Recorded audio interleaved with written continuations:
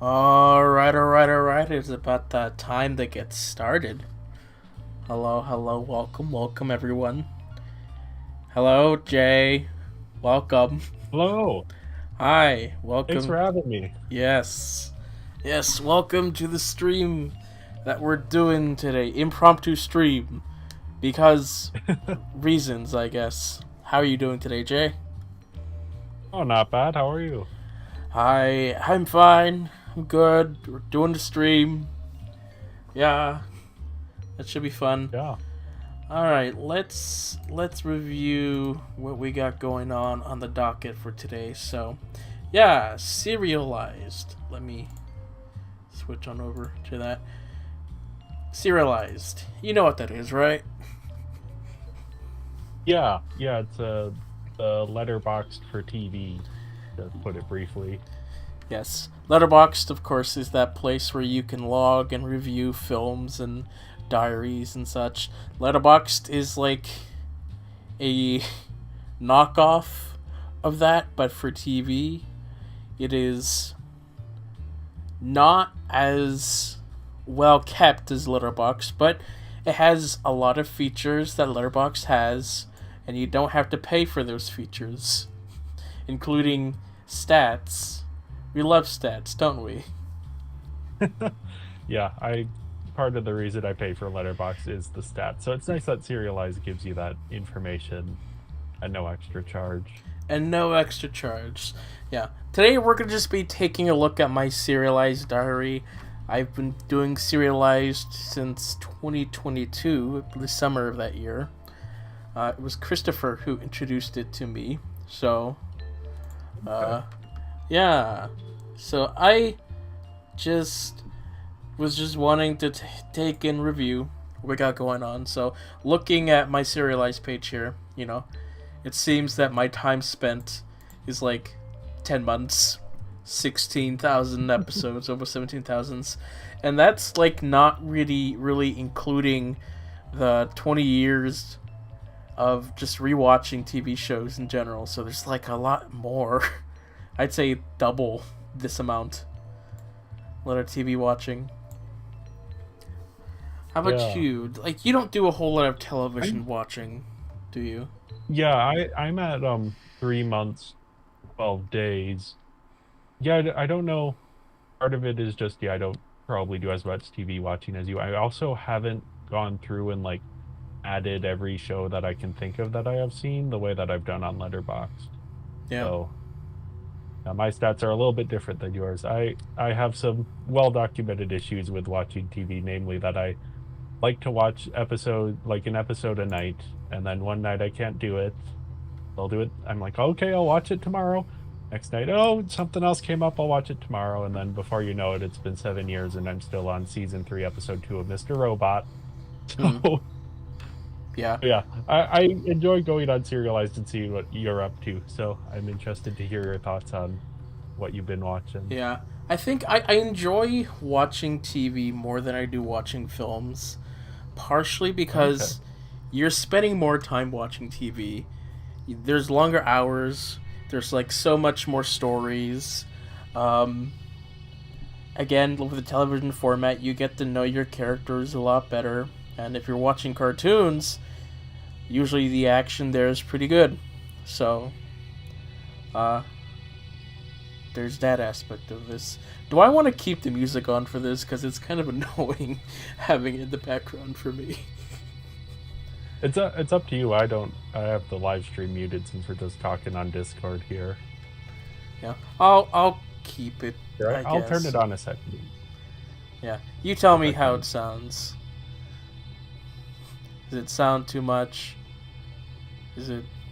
That I don't think so. Maybe, but maybe if someone in the chat wants to say something about it, we can go from there. Maybe there's a way for me to quiet it down in my ears. It's about as quiet as I can get it, really. Yeah, if it's annoying you, we don't need music. I don't think. No. Although this is your live stream, I so think music works better for the live stream. It's just like I'm usually yeah. never listening to the music while I do the live stream. Anyway, Why don't we start with a diary? I'm gonna go to the diary page, and I'm gonna go all the way down to the last page. We're gonna start this chronologically. So, Okay. I started doing Serialized again in 2022, the summer, but I logged some stuff if I knew, like, the dates of when I started watching. So, Ruby. Ruby is the first thing, I guess, I put in, because I was watching Ruby at this time. But random dates here. Yeah. Okay. Yeah, I've never watched Ruby, but I remember in high school hearing you talk about it because a whole bunch of our friends watched it, or at least some of them did. Yeah, it was like it was mostly like me and Emma. I think. I think I Yeah. introduced it to Emma. Um, but yeah, Ruby. I got into it February-ish of 2016. Uh, that was when their third volume was coming out, and so I watched them. I'm not gonna go into each of my reviews. I'm just gonna show you what this is.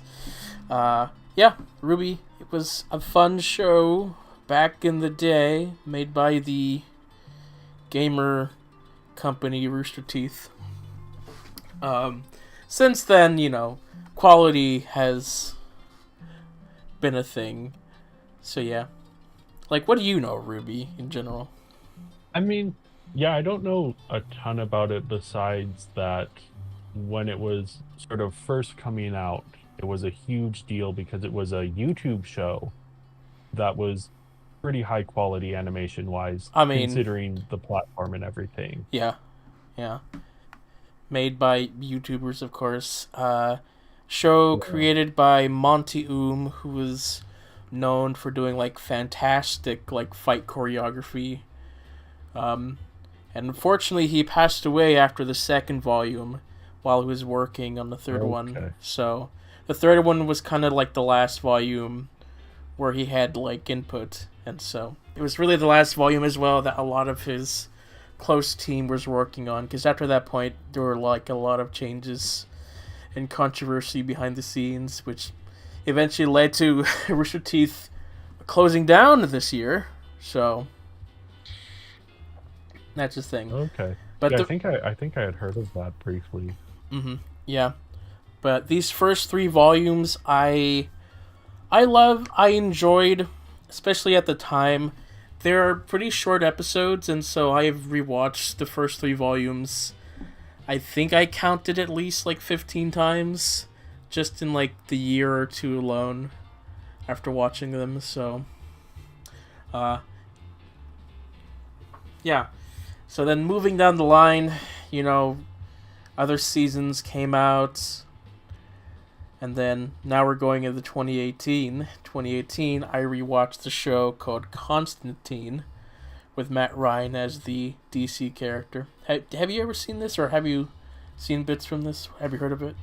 No, I have heard of it. I remember when it came out. I think I remember specifically because you talked about it. Yeah, Oh, my familiarity with this character is very limited. I've read the Neil Gaiman Sandman stuff with him in it, and I've seen some of the animated movies, but yeah, I have no familiarity with the show or with the yeah. movie either. Yeah, I think we did a podcast about like shows that were I think canceled too soon or something. Underappreciated Okay. shows. I don't remember what it was called, but we did something like that. And so I think Constantine was probably on that list. It was a show that just the studio NBC or Peacock, or I think NBC, just did not do well with advertising, and then they gave them the worst time slot to air the show, and so it only lasted one season. But so nobody watched it because it was such a late time, unfortunately.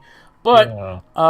apparently, the Matt Ryan, the actor, was just a perfect fit for the character, and just perfectly portrayed the character. I know that I didn't watch it until I guess the CW I guess, acquired Constantine or like the rights to use the character. And so watched it with the mum, and I really loved the character. I think he's phenomenal. He's so funny and just cool. And I think that only Matt Ryan could have done this character the way he did. So, yeah. I do hope that if we get more Constantine, it's always going to be Matt Ryan, because, you know. So they've been doing Matt Ryan for any of the animated appearances of Constantine, which is cool. Alright. Moving on, we have Star Wars Rebels. So, Rebels ended in 2018. You've seen some stuff from this show, right? Yeah, I don't remember where I left off when I was watching it. But yeah, I've seen at least the first season and a half, I would say. Yeah. Star Wars Rebels is a show that I have like a love-hate relationship with. I like the good stuff, but then it's just surrounded by a lot of stuff that I don't really like or enjoy. So, yeah, it ended in 2018. I guess I should also mention, like, my scores and ratings are just, like, 3 stars is, like, a safe bet for me. It's where, like, I enjoy it, but I don't think it's enough to really be great, or it has flaws or something. And so 3.5 is perhaps a little bit more than that. But anyway, that's just kind of how things are. Moving on. Some more RWBY. I've been doing that volume by volume. Alright, moving on. We have the Flash TV show. The 90s Flash TV show from the 90s. I watched this in 2019. Yeah, I really loved this show. I watched it on the old, defunct DC Universe streaming service where they had like all the old shows and such. And so I had never seen this show, but I had always wanted to, and so I watched it, and I actually loved it a lot. I think I like it better than the CW show, although, you know, that show has stuff. Any input here? Yeah, I'm not at all familiar with this incarnation of the Flash, so... Yeah, it's not streaming anywhere, unfortunately. I do own the series on DVD, so that's... I have a way to watch it, but it's so underrated. Yeah. Alright, next up we have My Little Pony Friendship is Magic. This was when the show ended, I think, when I watched it here. I mean, good show. I can't really talk a whole lot about it right now. But, you know, it's pretty much what I do on this channel for the most part. You haven't watched the show. You've seen like 1 or 2 episodes that I have showed you. Yeah. This is one I am curious to get into, which I don't want to spoil what we have in the on the docket, but on the docket, you know, little hint. It might be a while. Yep. Maybe, I don't know. I don't know. Hint. All right. So, judging by this, it seemed like The Mandalorian season 1 came out this time. So December 2019. That's when the last episode of that season came out. So, yeah, Disney Plus was pretty good when it first came out, with a very cheap price of $8.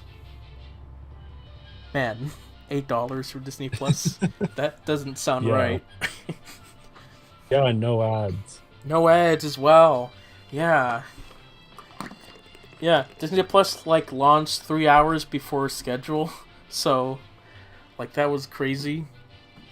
And yeah, the first episode of The Mandalorian was there, so yeah, the first season. I really enjoyed the first season. I like the episodic nature of that first season and just how low stakes things are.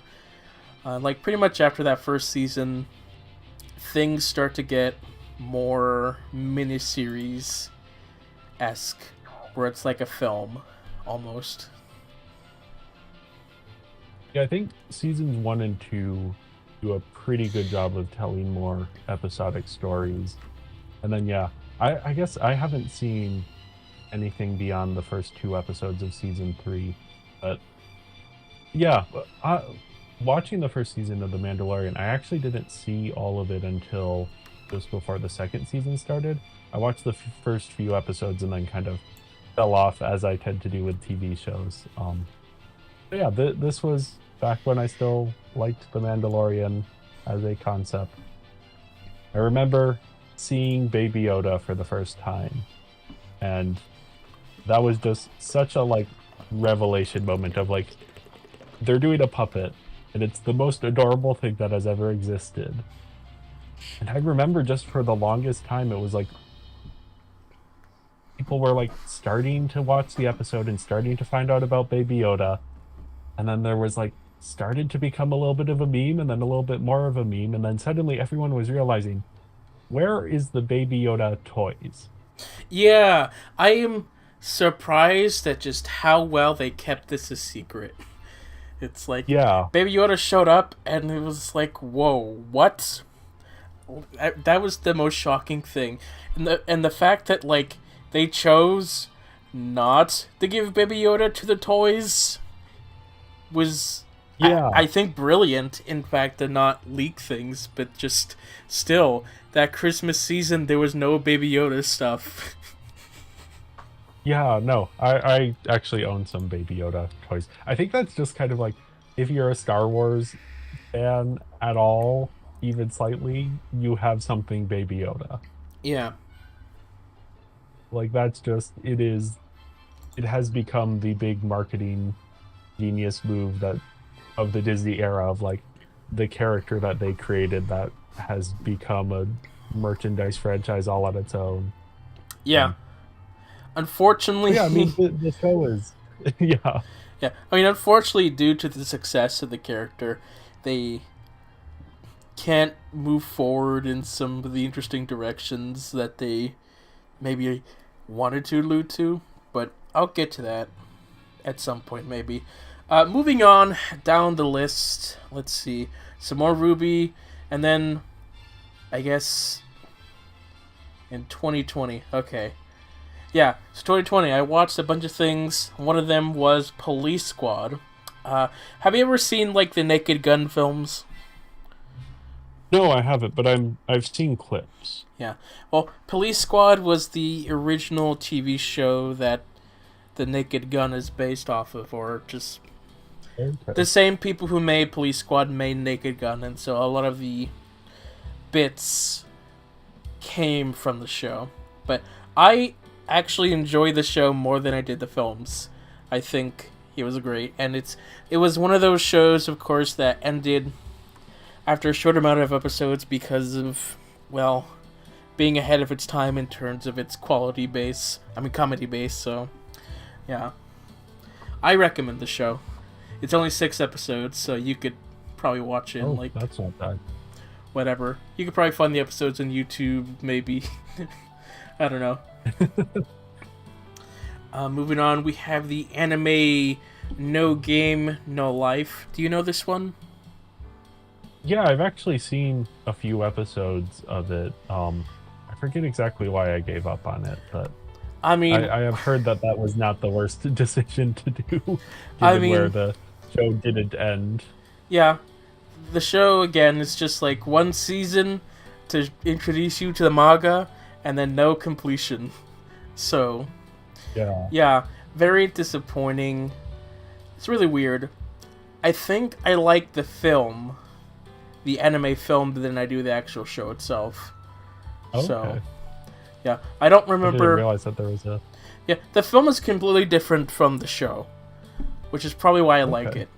But the show is, I don't remember. It is weird. The relationship between the protagonists is odd. The brother and sister. That's what I remember the most.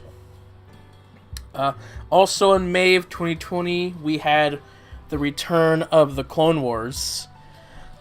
So Yeah. watching through the show, the Clone Wars, one of my favorite TV shows out there, if not my favorites.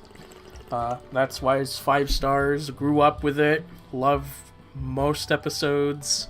You watch this as well. Yeah, I've seen all of Clone Wars at this point. I I have mixed feelings on it. I like a lot of it and I dislike some of it. And I think that this last season really encapsulates what I like about it and what I dislike about it, because we have, first off, the amount of 4 episode arcs, especially in the later seasons, I think it's a little excessive. And here we get one of my least favorite, where the second arc is about Ahsoka, who has left the Jedi Order and is running around doing stuff. And at one point she like gets captured and she's with people and then she escapes. There's an episode where they're escaping and then they get captured again, and it's like that entire episode they end up where they were at the previous episode, but because they wanted a 4 episode arc, then they had this middle episode that just did not move anything at all. Yeah. And Yeah. then you get the last 4 episodes, which are very emotionally effective, and how they tie into the bigger franchise and the character arc of Ahsoka. Mm-hmm. Which is like, yeah, the parts of the show that are that I enjoy. The parts of the show that are, here's a 4 episode arc about a bunch of droids stuck on the most boring planet in existence, doing nothing, then it's a little bit more difficult for me to get into. Yeah. Yeah. I do love the show, but I because of its cancellation, there's like a bunch of planned episodes that just make the show feel incomplete. Because they are canon. Like, there's one batch of episodes called Dark Disciples, which was meant to be like an 8 episode arc, and it is a phenomenal story that unfortunately we'll never get to see the adaptation in. So there's these important characters that have important things happen to them, and we'll never get to see that. So that is unfortunate. It's unfortunate that they went with the Ahsoka arc that there really wasn't a whole lot of, when they had like some already completed episodes that just didn't make the cut. So, but I am grateful that we have a conclusion of sorts. But yeah, in a perfect world, the show would have lasted longer, but whatever. Moving on, the anime list. I guess this was the time when I had HBO Max. Back when it was still HBO Max and it was a good HBO Max. We had Konosuba. Have you ever heard of the show? No, I haven't. Yeah, it's This is a good after my anime wise. Yeah, this is a parody of isekai, I think. So Okay. it was I guess it was popular. I recognized like the characters from I guess people around the internet was like, "Oh, I recognize those characters. Let's watch the show." It is it is interesting. I had never seen an isekai before watching this, so there's like a lot of elements that go over my head that maybe I don't really understand what the show was about, but it is fine. I don't remember enough to really give a whole analysis, but it is fine. Okay. Next up, we had the you know Sword Art Online, right? Yeah, I've seen a few episodes of Sword Art Online. Mm-hmm. Well, they had a spin-off show called Gun Gale Online, and that one, it was enjoyable. It was predictable, but I had fun with it. I didn't think it was amazing. I thought it was just fine. Moving on to the next page. All right.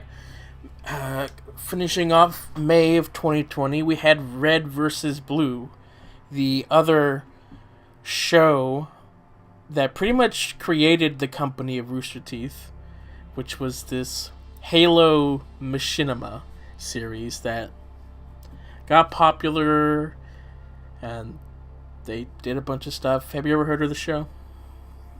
Oh yeah, I've heard of it. I haven't ever seen it, but I am familiar. Yeah. So I've seen it a couple times. The episodes are pretty short, so it's easy to watch. There's, I, I think, 18 seasons worth. I mean the show. Oh, The show started in 2003, so like they've been working on a whole lot for a long time. I think it concluded very recently. I haven't watched the past couple seasons because they weren't as good, but yeah, for most of the show I saw here. And then in December 2020, we got the second season of this Mandalorian, yeah. which was, it was crazy. They did a lot more with, like, returning things like Boba Fett and Luke and other stuff. Thoughts Yeah, on the second season? I remember waking up at 3 a.m. on the release day to watch the episode as soon as it hit Disney Plus, and then going back to bed. I I did the same thing. This was like back when I was still like full on into Star Wars. Like I would set my alarm clock to the time. Maybe I would also just like stay up until the time, watch the episode, and go to bed, and then watch it again in the morning. Uh, Season 2 ended in a way that I had hoped that that was the end of the show because it ended perfectly. Okay. And then I have we talked about my issues with how this season ended, or maybe when it came out. So talk to me then. I do not like the ending of this season. I think the ending of this season is what made me realize that I didn't like The Mandalorian anymore. Okay. Because of that specific cameo moment, feels like it undercuts the Mandalorian's arc in order to serve a cameo. And then that was walked back in like a completely different show. Yeah, I wish It, they didn't walk it back. I wish they have stuck with the ending of that character I moving just think on. even having Luke show up at all just undercuts what the series had been building to, because the whole question of the Mandalorian is Din a good father Mm-hmm. to Baby Yoda?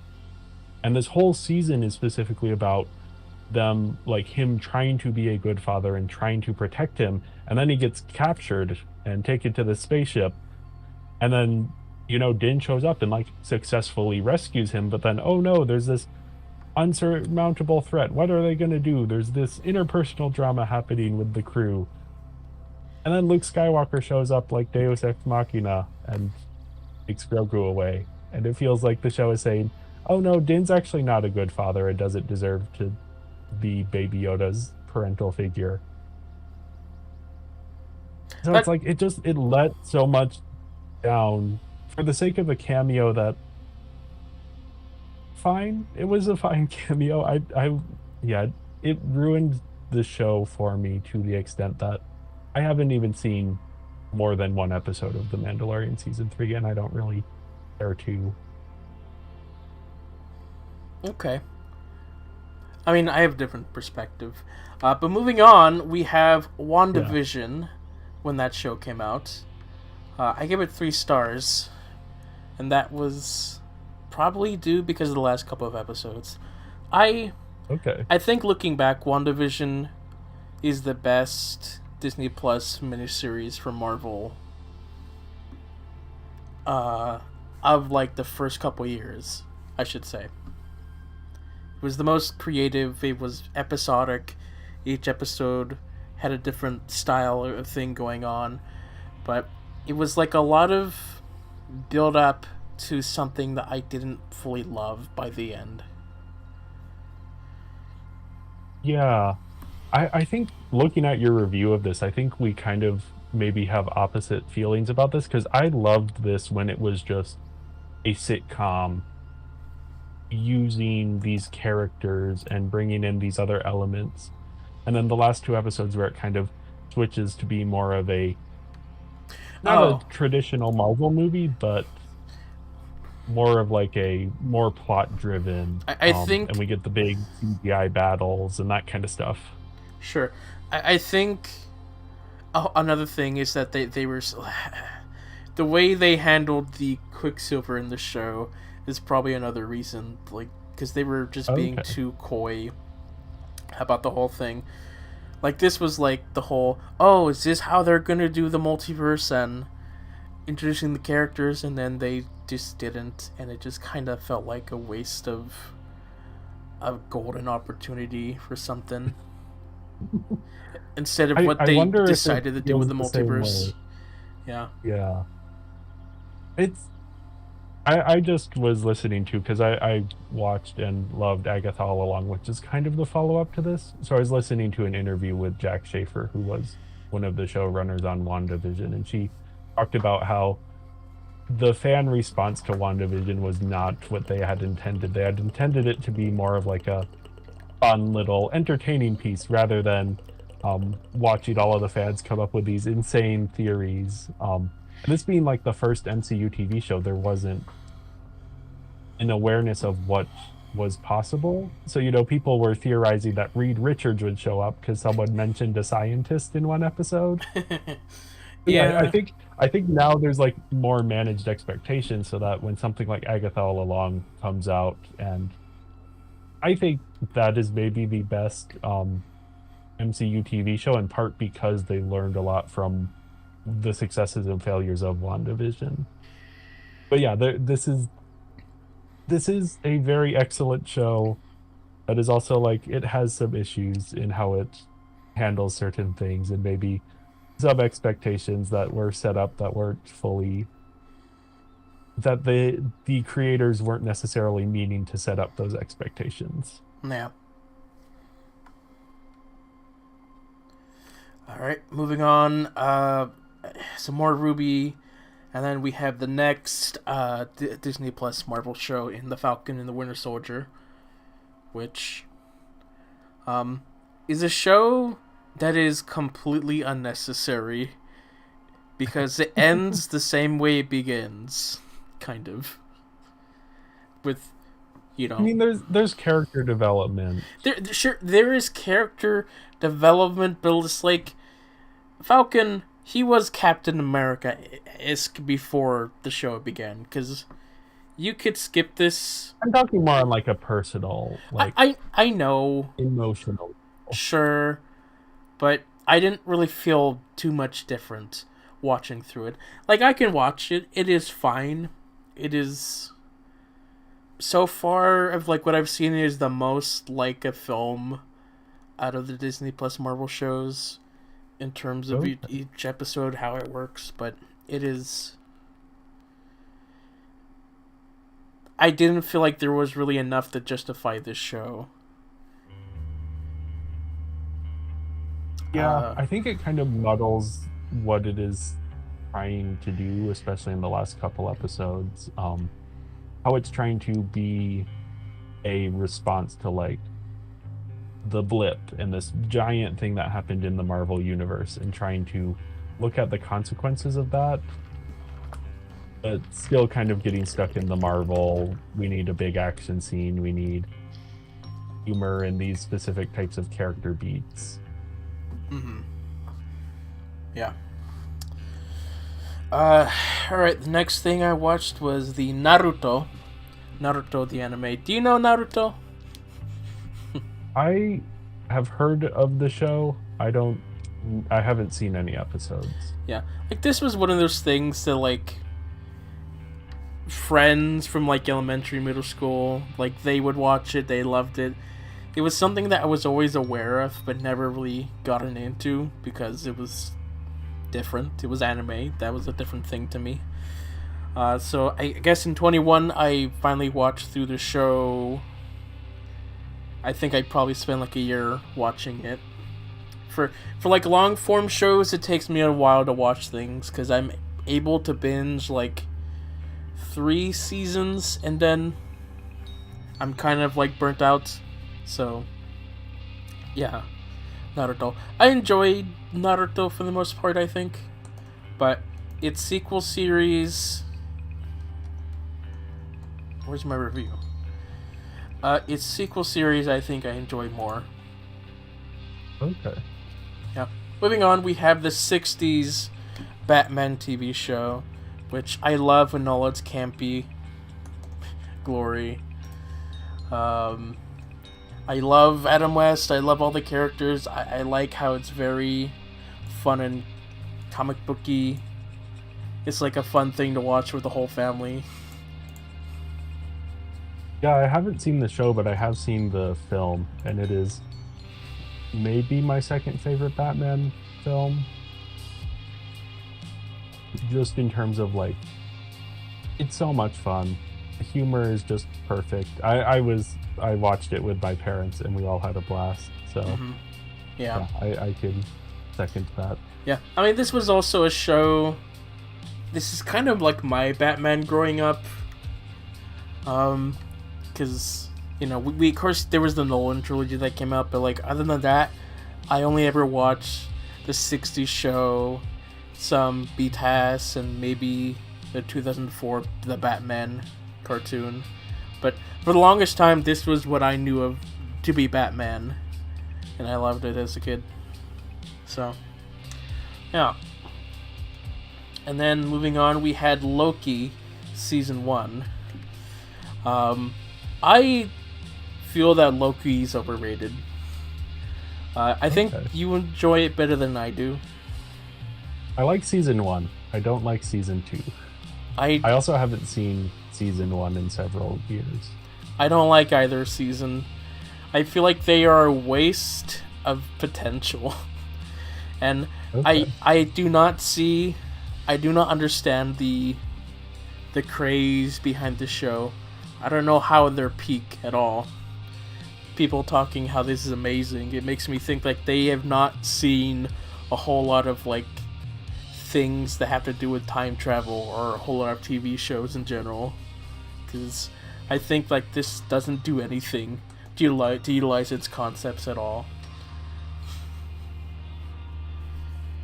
Yeah, I remember liking especially the emotional arcs up through episode 5, and then episode 6 is a bit of a letdown. It is a finale that doesn't involve a giant CGI fight, which a lot of people had been asking for, but especially with development since then, it's just a conversation between characters, one of whom doesn't matter anymore to the universe. So Yeah.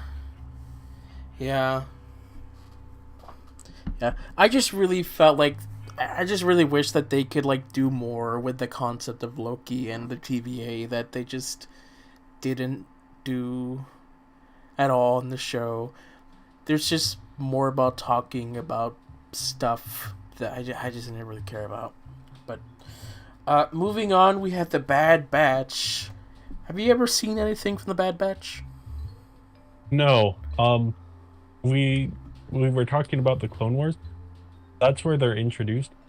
I did not like their 4 episode arc on Clone Wars. Okay. So when they announced this TV show, I just said, no thanks. Yeah.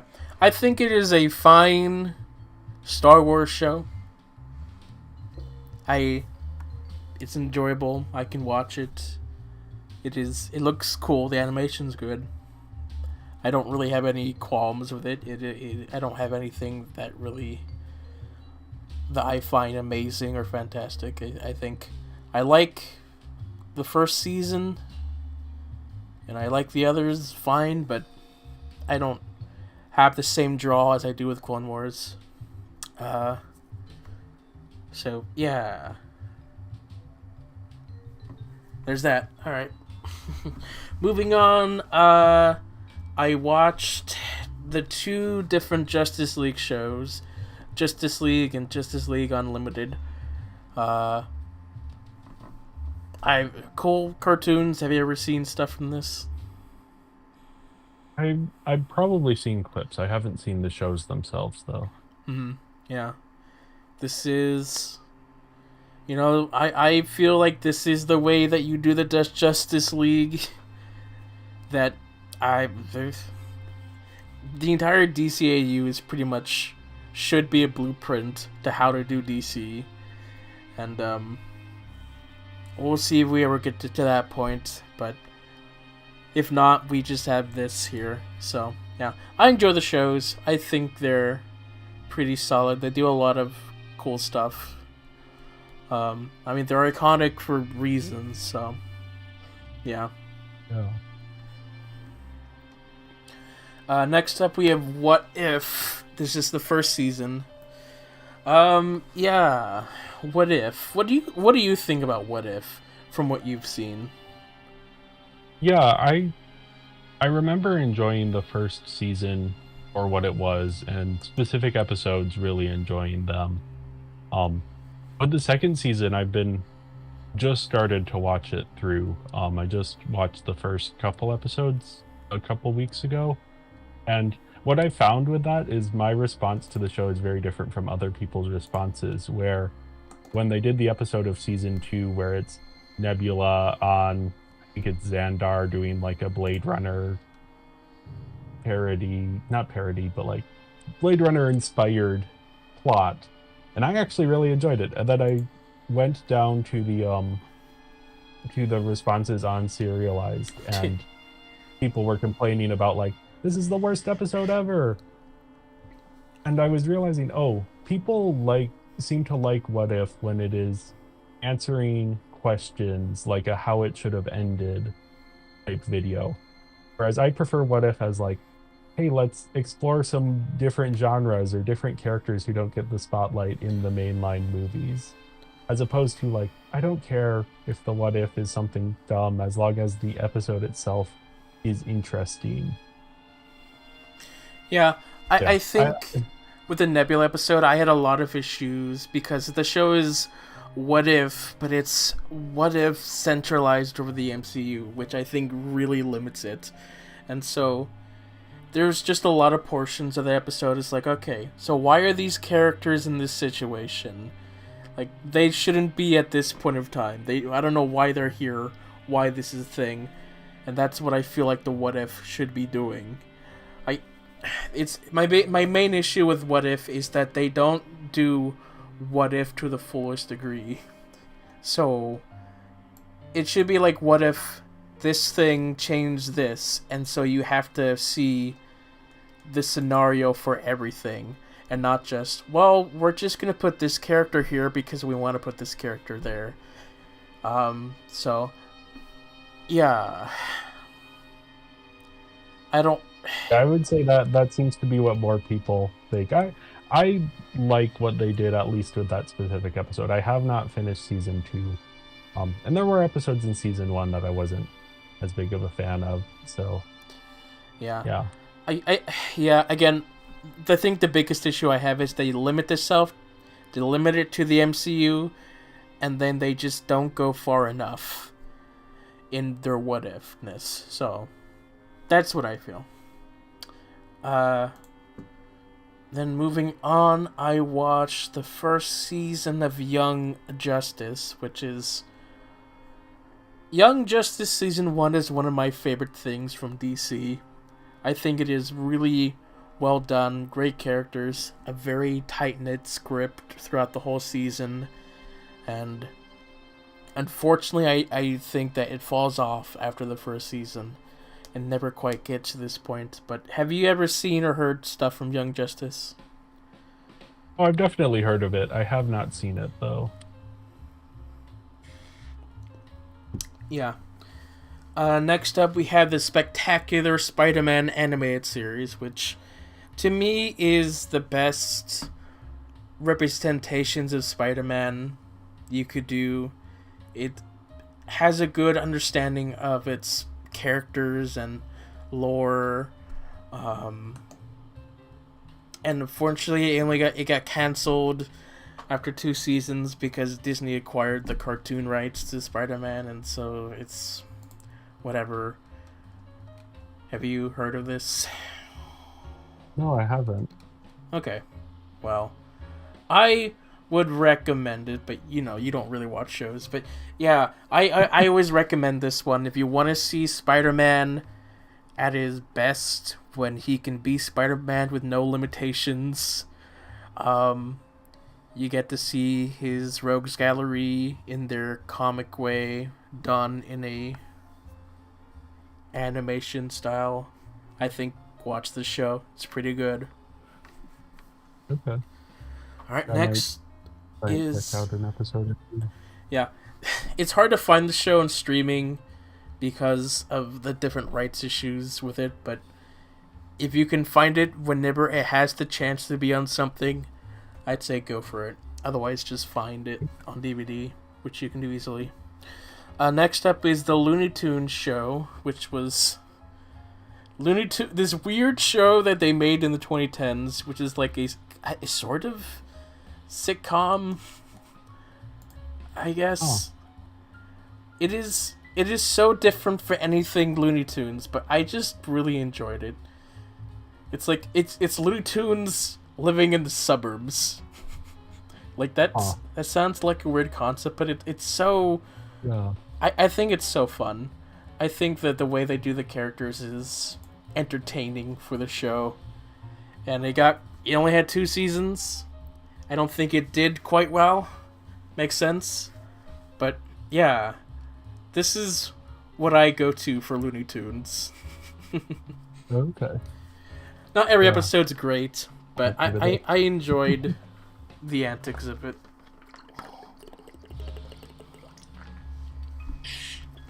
Alright, next up we have Superman the Animated Series. And I guess a couple other DCAU like Batman the Animated Series and the new Batman Adventures, which is pretty much just season 4 of that show. So, yeah. I think that's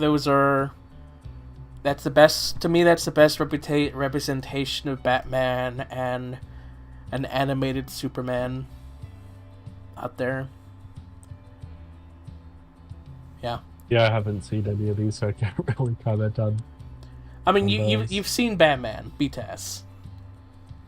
At least some episodes. You've seen one episode at least. An episode or two. Yeah. Yeah, that I've showed you, I guess.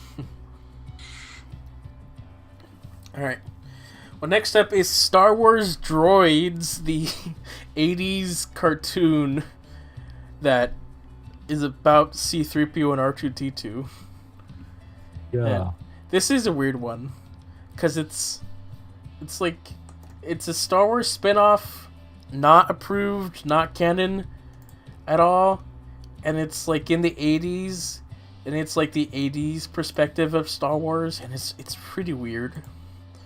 I think it is a fun thing to watch if you're curious about this whole thing, but I wouldn't really recommend it. Yeah, I haven't seen it, but it does sound. I given what Star Wars has become and where it has gone, I would be interested to see a perspective from a time before I even the time was before around. any like lore or expanded universe, pretty much. Yeah. Because this is 85, like before Yeah. the big books really were coming out. So it is a time capsule, I should say. Yeah. Yeah, the next up I have is the 90s animated The Incredible Hulk show. Part of that 90s Marvel cartoons, and it's fine. It's an alright episodic Hulk show out there. Have you ever seen this or heard of it? No, I have not. Alright. Alright, so then we have Breaking Bad. In December, I think this is 21, I rewatched Breaking Bad. I think it is a really well made, well written, good cinematography, good acting show. I may not love some of the subject matter, but I think it's all well done overall. I haven't ever seen this show. I am obviously familiar with its reputation, though. Yeah. I mean, there is a reason why this is a popular show. It is well Yeah, made, and it does end in a way that doesn't disrupt the entire show, like say Game of Thrones. yeah. All right. Next up, we have Hawkeye, the miniseries.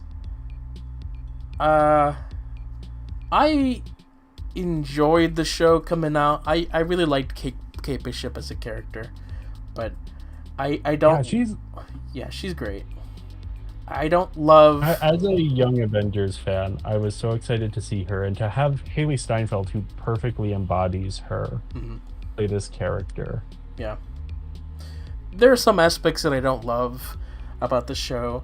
It unfortunately has issues of like the Twitter ending, of how they would end an episode on like a Twitter cliffhanger, where it's like, we're gonna sneak this character here just to get people talking about it. It's like there's one episode that ends with like Hawkeye pulling out his phone, and there's an image of like Kingpin there. And he's like, "Oh, Kingpin," and it's like, "Wait, why is this a thing?" And so I think that kind of hurts the show a bit. Also, like the way it kind of handles some of its characters by the end of the show, I don't love. But I think it's a fun experience overall, for the most part. Yeah, I remember being a little bit let down by the last episode, but then also just having a lot of fun with the Christmas vibes and the again Haley Steinfeld as Hawkeye, perfect as Kate Bishop. Ve- Vera Farmiga is in this, and she's a lot of fun. I enjoyed the intro to Echo, Maya as a character, but I don't think they have taken that character like the Echo TV show, which I know is on your Serialized somewhere at some point, was a bit of a mixed bag overall. So Yeah, yeah, and of course this was like the first time that I guess this came out around the same time as No Way Home. So No Way Home yeah, plus No Way Home came out like the week before the final episode of Hawkeye. yeah, and so like we had Matt Murdock and Kingpin both show up, and so that was introducing that to the MCU, and that was cool. But of course, the way they did the characters in the show is questionable. But Okay. I mean, it's different from the Netflix show, I should say. Yeah. I have not seen Daredevil besides the first episode, so I can't Yep. comment on that. Well, the next thing I watched in January was the '90s X-Men cartoon, which is a beloved cartoon. People love the show. I enjoyed it overall, but I felt like it had some. It is dated in terms of its writing and animation, and so I don't love it as much as other shows that have lasted longer, I should say. Have you seen Yeah, anything? I never watched this one. I watched X-Men Evolution. So that's my go-to there. Yeah. I love the comic accurateness in terms of like the character designs, and they do tackle like comic stories in the show more directly, and so I enjoyed that. But yeah, like the finer details such as like animation and like the way they write dialogue, just and even just like voice direction in general has been surpassed in terms of how they do it over the years. All right. And then moving on, we have the Book of Boba Fett, which is a show that I like for some things. It is it does have its issues overall, but I can watch it and enjoy portions of it, but it is definitely a little disappointing. This is the last Star Wars show I watched in full. Yeah. Yeah, it's definitely a bit of a letdown. Yeah. Well, let's move on to. We have Vinland Saga, season 1. That's an anime. Have you heard of this one? I've heard of it, I have not seen it. Yes. Uh, I think it's solid. A lot of people, they compare it to Berserk. This is the first season. Okay. Is this kid who goes on a revenge quest, and the second season is like them. I don't know, coming to terms with things. Next up is the Fantastic Four '90s show, which I think the first half is not great, and then the second half, which is when they redo things, I think it's much better. And then, I haven't yeah. seen the. Have you seen Marvel's Inhumans? No, I have not, though I am definitely familiar with. Yes. This was not a great show overall. It had its issues. I don't really want to get into it, but then, whatever. And then moving on, we Yeah. have My Hero Academia. This was when I watched up until that point. What do you know about this? I know the basic concept, but yeah, again, I haven't. This is I stopped watching as much anime in like 2015-ish. So anything post that, like Okay. I watch maybe one anime a year. So My Hero Academia has passed me by as well. Yeah. It has a lot of seasons, so it might be a Yeah. bit much to get into. I'm not all caught up on the show. I think it's fine.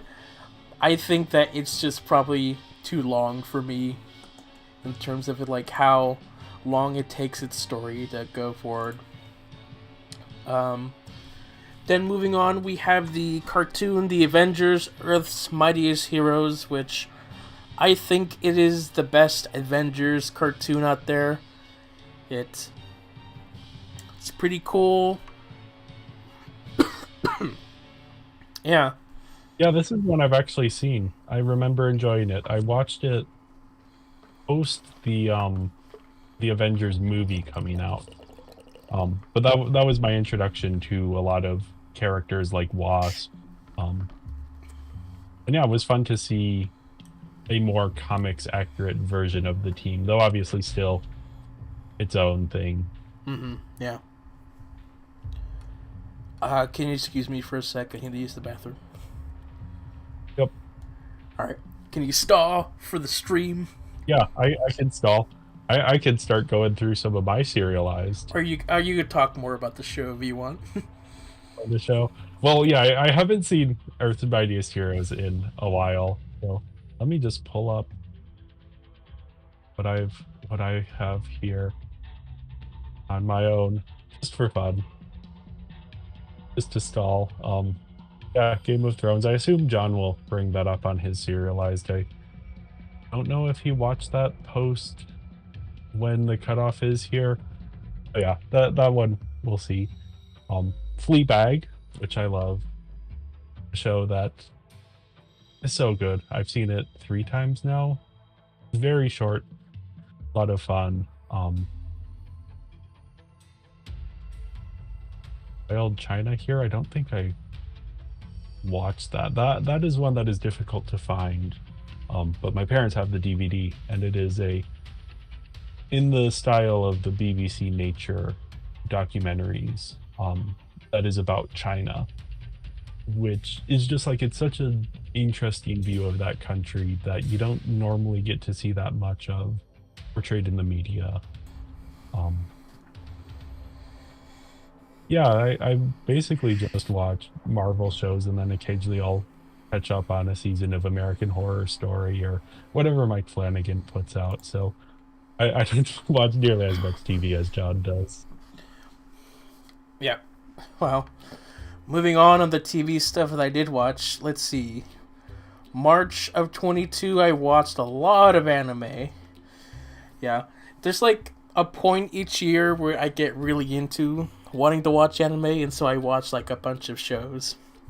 And so, Yeah. yeah, this was when I watched shows like Mob Psycho, The Promised Neverland, Steins Gate. Have you seen Steins Gate? I have seen Steins Gate. I remember enjoying it, but it has been many years since I watched it, so I don't know that I have much to talk about it. Mm-hmm. And then One Punch Man, Jujutsu Kaisen. Losing my voice here. Yeah, I have a little higher up you have Toradora, which I have seen that one. I remember enjoying the romance aspects of it. And the protagonist of it is just such a nice guy, and it was fun to see him go through his whole arc in that show. Yeah, Toradora was like a really fun show that I'm okay with the ending. I know that some people didn't love it. I thought it was fine. I thought it ended enough. I don't fully remember the ending, so I can't. Yeah. Next up is the Cuphead show. This is the first season that I reviewed. I think it's just fine. You know, it's a Netflix animated show based off of the Cuphead video game. I like the artistic aesthetic of it, but I just don't think it's as captivating as a show.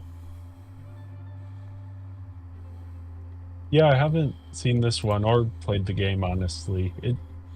It has intrigued me. I think the talk of difficulty has maybe scared me off the game a little bit, but I might give it a try if it's on sale. Mm-hmm. Yeah. And then alright, so May of 2022 was when I started to get into Serialized, and so I watched a bunch of shows. Here's some more anime, like Your Lie in April, Raka, Brave of the Six Flowers, Kotaro Leaps Alone, Erased, Avatar The Last Airbender, Madoka Magica, Assassination Classroom. Yeah, I watch a lot of stuff, so this was... I went on a trip to visit Christopher at this point, and so that's I was just binging shows the entire time I was there, and so yeah, I rewatched like the shows that I enjoyed, like Madoka Magica and Assassination Classroom. Some really good shows here, some okay shows here. Have you seen some of these things? I don't think I've seen anything all the way up until I have seen a couple episodes of Cowboy Bebop, and I have the Blu-ray, and I keep meaning to watch more because Right. I have enjoyed what I've seen. But yeah, that's a little bit further than that's maybe a couple series above where you are. Yeah, okay. So now I watch stuff like Codename Kids Next Door. Sorry.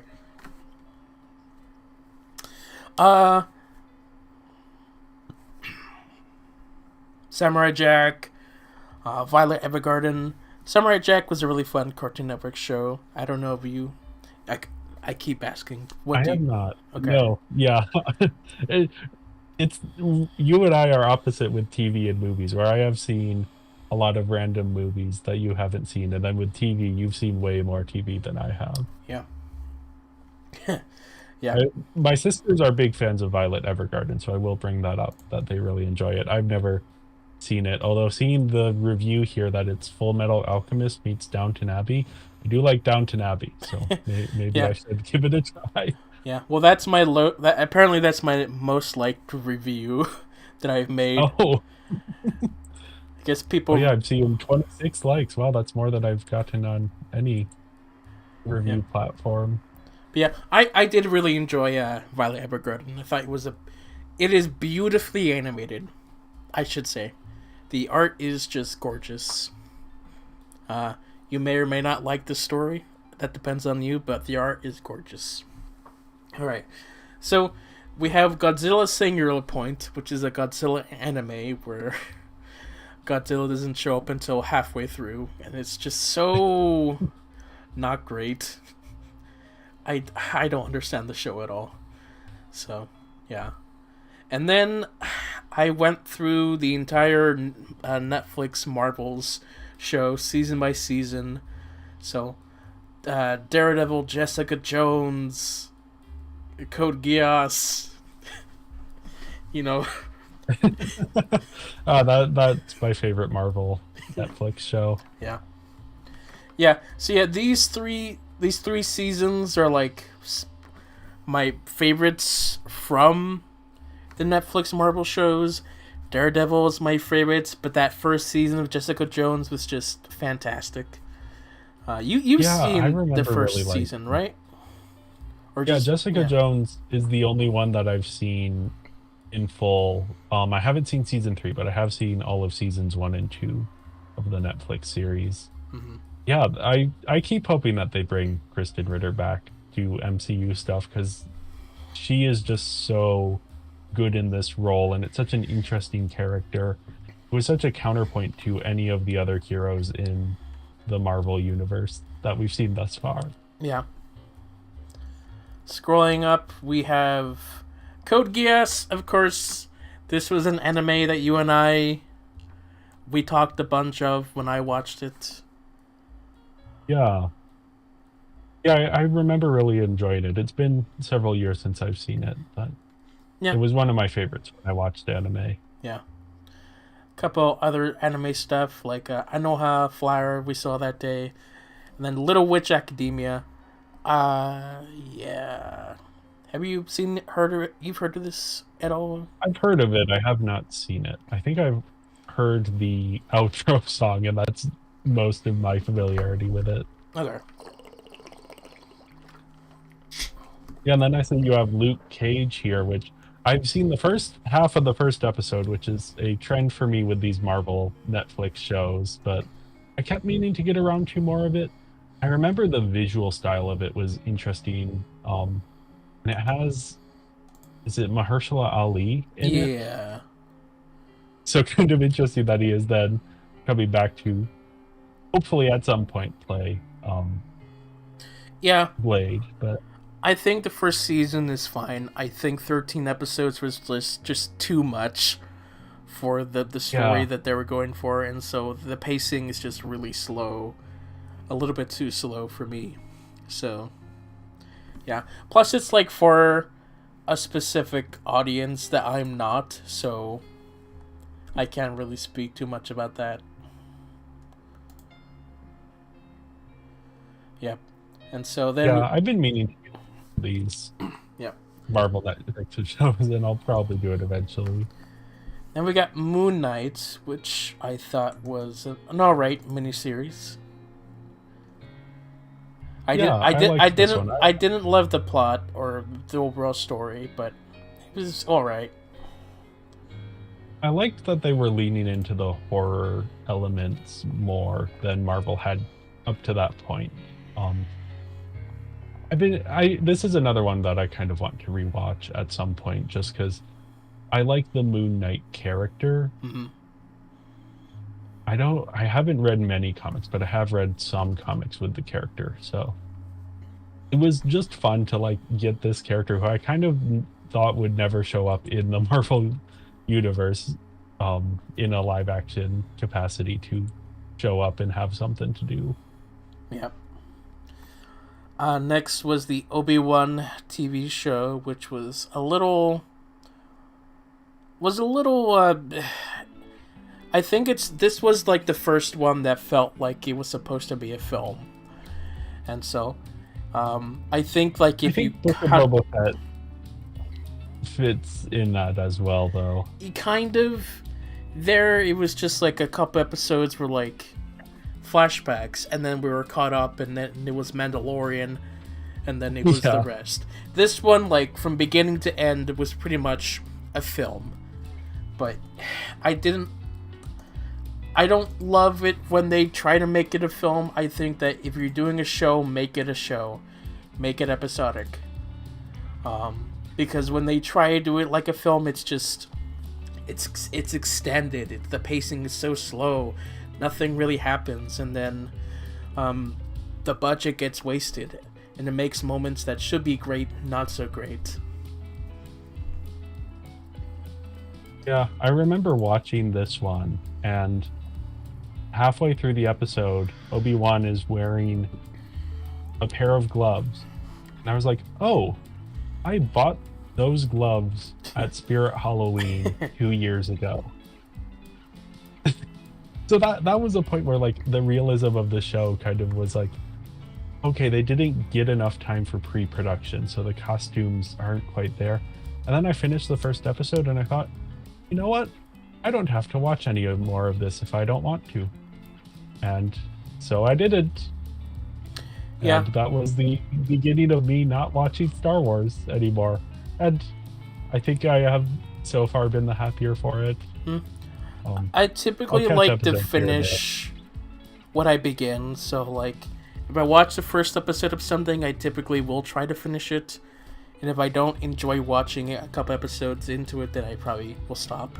So I can't finish shows that I like. So if I don't like a show, I don't even bother continuing. do you remember Forces of Destiny at all? Is that the one that had like different like short episodes? Yeah, Forces of Destiny was this toy line that focused on like Yeah, the toy. the Okay, female yeah. characters, the female heroes of Star Wars. And I thought Yeah. that was pretty cool. But they made like short 2-minute episodes that just were not good. And they are canon episodes, apparently. Oh, Um, yeah, the animation was just terrible. None of these shorts were actually useful or did anything interesting. It was just like, here's characters doing a random thing, and here they make a quip. None of them actually feel like the characters at all, but here they are. oh, I'm seeing Jenny Nicholson did a video on it. Okay, that's really how I know about it. Okay. Then we have Man versus Bee, which was Rowan Atkinson's. Yeah, I think I have his, surprisingly heard of this one. you know, he was his little miniseries of him being a Mr. Bean-like character, fighting a bee. You know, you could watch this Yeah. in like one day because they're short 15-minute episodes, and so it was fun to watch it. Sure, is it silly and stupid? Yes, but sometimes you just want to watch a man fight a bee for like an hour, I guess. So, yeah. And then I this is where I started to watch Stranger Things, and so I liked the first season the most out of Stranger Things, and I think each season afterwards just I like less and less overall. Yeah, I missed season one when it was big, and then I kept thinking, oh, maybe I'll watch season two or season three. And every new season that comes out, more and more people say it's bad now, and I go, okay, maybe I don't need to bother watching it. Yeah, yeah, yeah. It kind of ran its course after like the first season. The other seasons they're fine, but they're definitely past their point. Then we got Marvel's Iron Fist. Oh boy, have you ever? This is another one. I watched the first half of the first episode and then never finished it. Yeah, the show. I like aspects of this first season, but like the actual, the editing, the story, the characters, it's just not well done. There's a fight scene that's, I don't know if I get this detail wrong. There's like a 30-second fight scene with like 60 cuts in it, or say a 60-second fight scene with 30 cuts. But there is a fight scene with like a ridiculous amount of cuts, and it's just terrible. Characters are learning their choreography like 15 minutes before the actual shooting, and so plus like the protagonist is the worst part of the show, unfortunately. So yeah, but like I kind of like the story that they're supposed to tell, but there's a lot of issues with the show. Yeah, I remember Jessica Henwick is in this one, and I remember hearing good things about her, and I enjoy her as an actress, so I have been tempted to watch this show for that reason. But yeah, again, I watched the first half of the first episode and then heard it was bad, so then I didn't continue. Yeah. Defenders. Have you seen Defenders? I have not. I believe this is another one. I watched the first half of the first episode and then never finished. Yeah. I liked that they had this show of the different shows coming together. I enjoyed it. It does have some pacing issues. It does have writing issues. But I thought it was a cool miniseries that was like a nice... It was just really cool to see these characters interact with each other. I think that was the highlight of the show. It took a while for it to get to that point, but I thought it was fun once they got there. Is this the first one that they did that was just 8 episodes for the season? I think so, yeah. I remember that being a big deal. I kind of wish I would have watched more of these Marvel Netflix shows if they had been 8 episodes instead of 13. Yeah, because, like, pretty much after their first seasons, like, 13 episodes just felt like too much for a lot of them. Yeah. Yeah, that was the House of Cards problem, because the House of Cards seasons were 13 episodes, because that's how many are in a suit in parts. So then for some reason Netflix decided that every series needed to be 13 episodes, and then I think Stranger Things kind of brought them down to, okay, we can do 8 for some of our series. Yeah. Or 10. Now that's more standard. Yeah, that's more standard, which I'm alright, but I still feel like 8 is a little too much for some shows. Like, even Disney Plus now likes to do 6, and I feel like 6 is too much for some of them even. Yeah. The Marvel shows. It's because they keep trying to do films as episodes, and it just doesn't work that way. Yeah. Yeah. So Marvel's The Punisher. I liked The Punisher. I thought it was cool. Have you seen just the first episode or part of it? No, at this point I think I just kind of gave up on even watching the first half of the first episode. I'm curious to see it. I'm not super familiar with the Punisher as a character outside of like the somewhat toxic pop culture reputation he has. Okay. So I'm curious to give that character like an actual shot to see what he actually is versus what my perception by osmosis of him is. Okay. Yeah. I've not seen this or any of the movies. Let's see. So then I got Wolverine and the X-Men, which is pretty much... It's a retelling of a lot of stories in the 90s X-Men show, but like done in a lot more streamlined way. I like the voice acting of this the most out of all of the X-Men shows, I think. Okay. Have you heard of it at all? I haven't. I'm probably heard of it, but yeah, the only X-Men show that I have seen animated is the Evolution. Yeah, Evolution's coming up at some point. Okay. All right, Miss Marvel. I liked the first 2 episodes, and then the first 2 episodes are phenomenal. They're phenomenal, and then they lost all of that style. And then they kind of lost all of the writing. Directed by Adil and Bilal, who directed the recent Bad Boys movies, but also the canceled Batwoman movie. Okay. Yeah. You mean Batgirl? It falls off a little bit, or Batgirl. Yeah, whichever one makes sense. Yeah. Yeah. Yeah, no, it fell off so bad.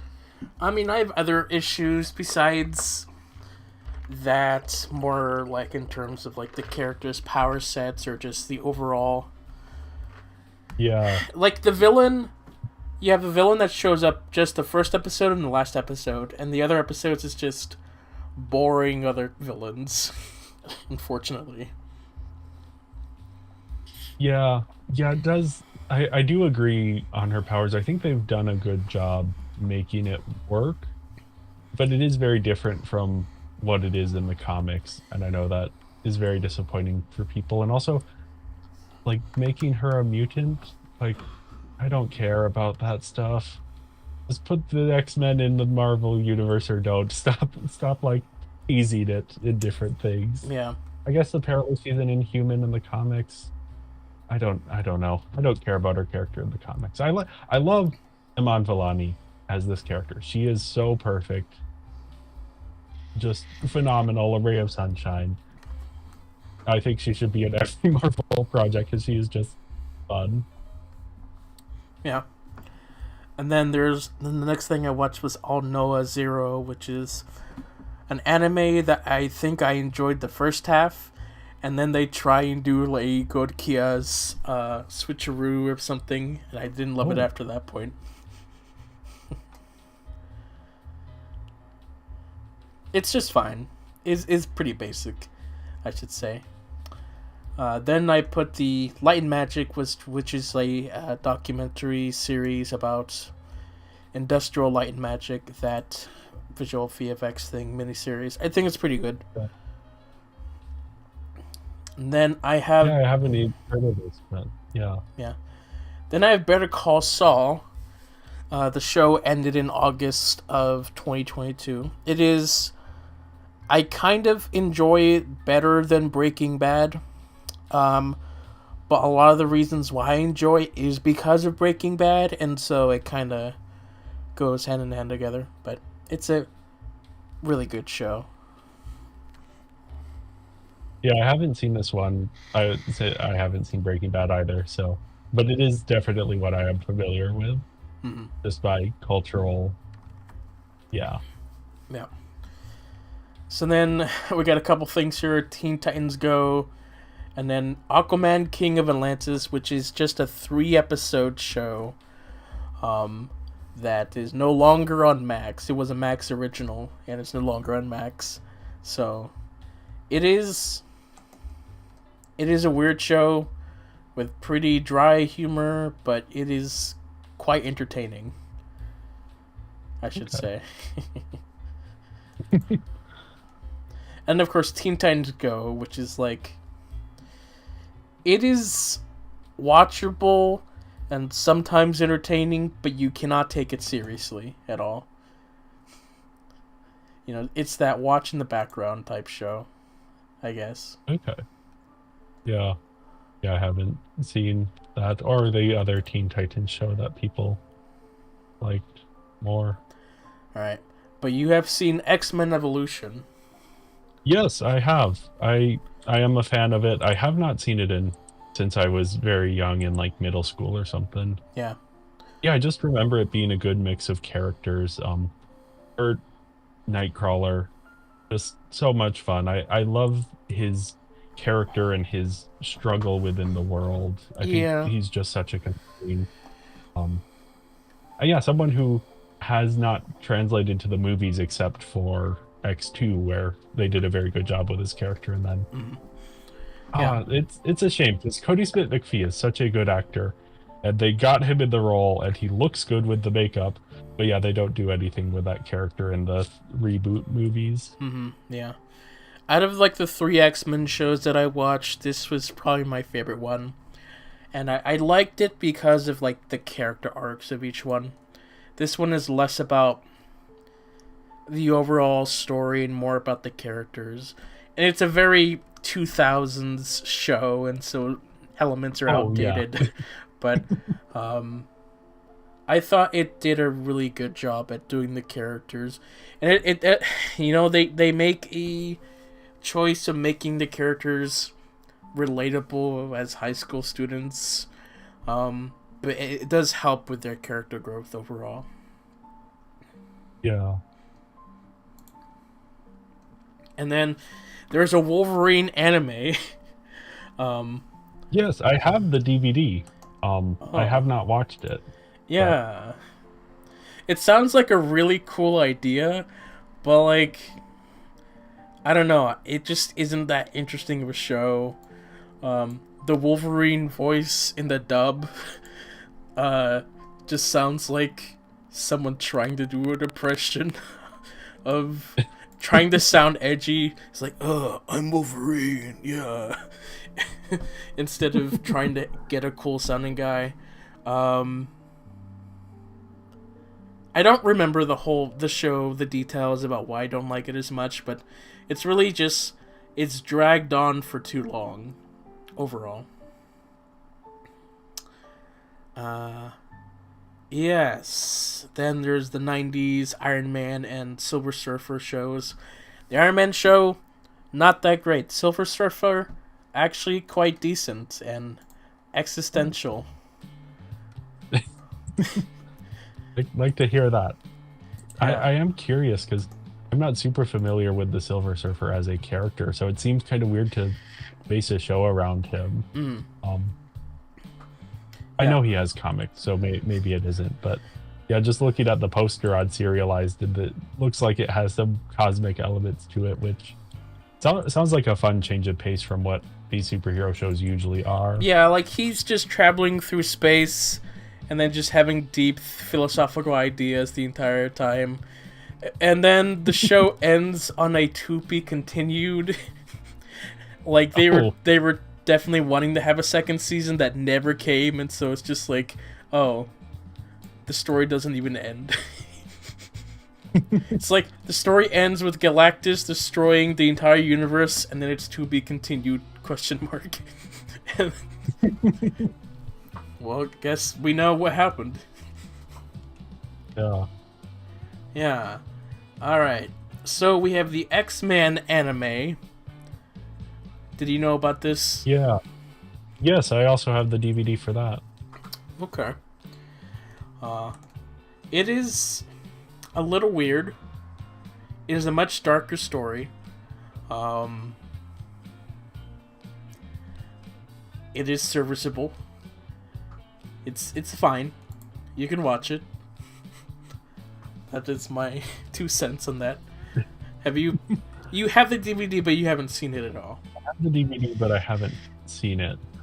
Just out of curiosity, did you watch the Iron Man or Blade anime that were part of this deal? No, it's on my things to watch at some point. Okay. Yeah, I haven't. I was just seeing that those were connected.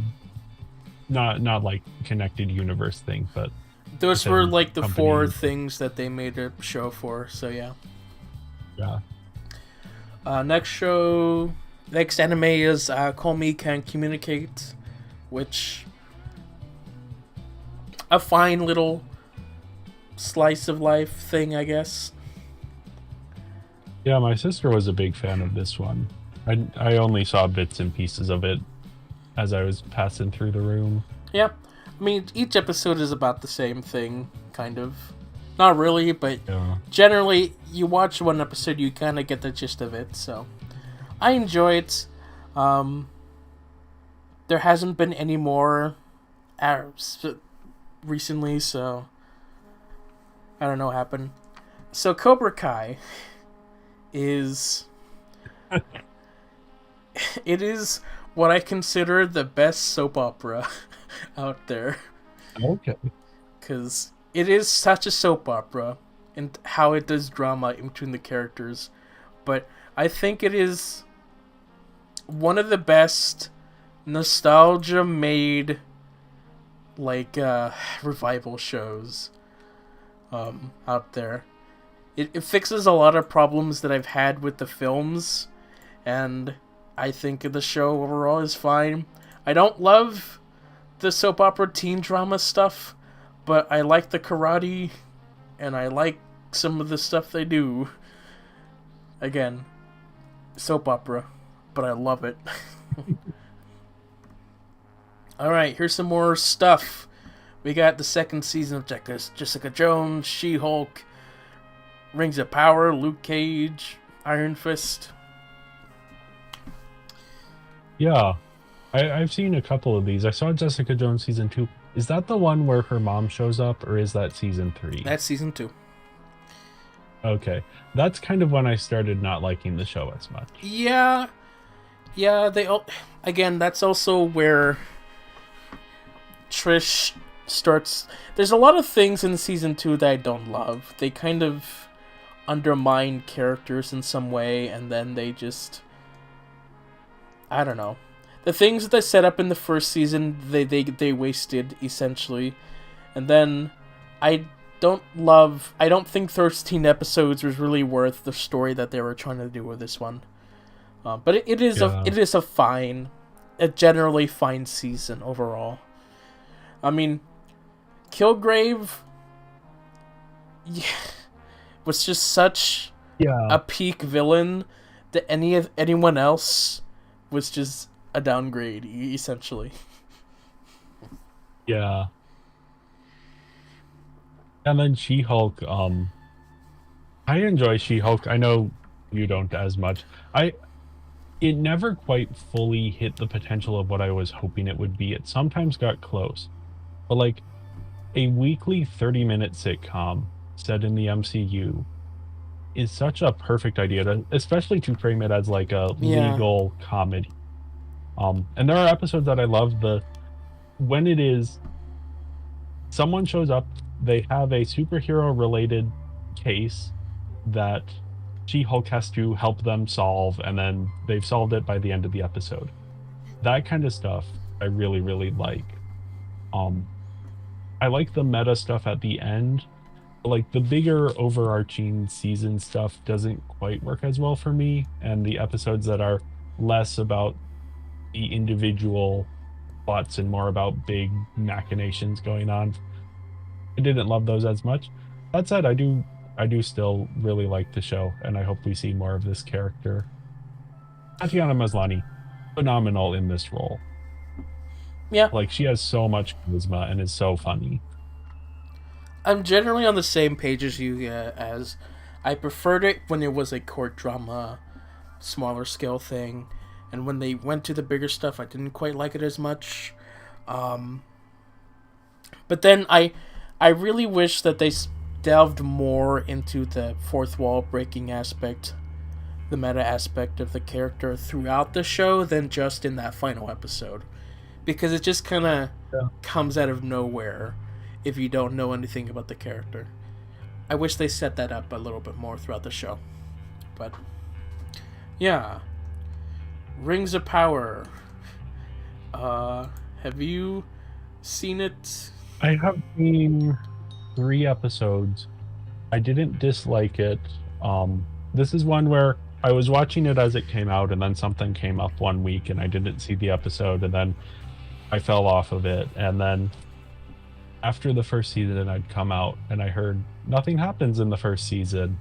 I was like, okay, well, I'll wait and see if anything happens in the second season. And then it was like 2 years between seasons, and I just kind of lost any latent interest in those 2 years.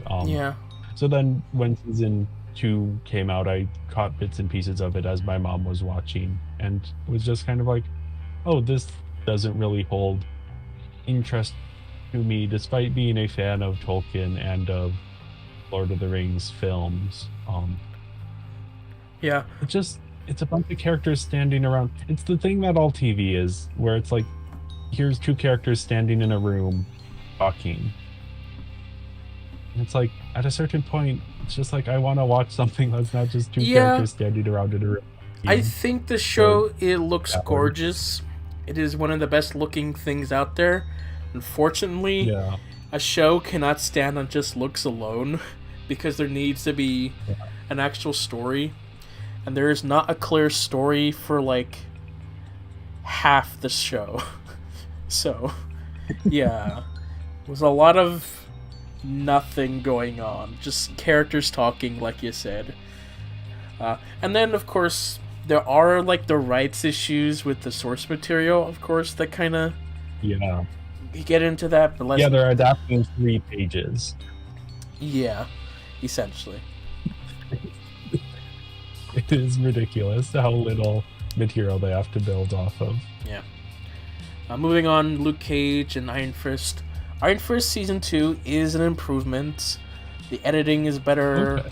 It is better done in some aspects, but I don't think the story is as good or as interesting to watch, unfortunately.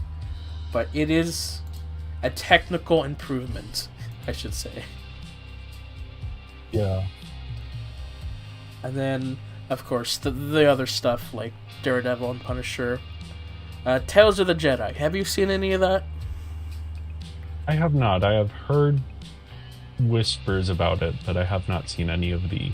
It's like an episodic thing, right? Yeah, it's like it's 6 episodes of like 10-minute episodes. 3 about Count Dooku, 3 about Ahsoka. The Count Dooku stuff is pretty good. The Ahsoka stuff, take it or leave it. But it is a fine little miniseries. Then there's Doctor Stone, another anime. I think it's just alright. I know it's popular, but I thought it was fine. Andor. Have you seen anything of Andor, or have you just been not intending to watch? I've seen a few episodes. I intend to watch it at some point. The problem is everyone keeps telling me to watch it, and the more people who tell me to watch it, the less interested I am in watching it, just out of like fatigue. Like, people say it's the best Star Wars TV show, and I believe them. But also, I'm not super into Star Wars at this point. Yeah. So that isn't a motivating factor for me. And people saying it's good. Like, if people told me there was something about it that was really interesting in a weird way, maybe that would get me more on board.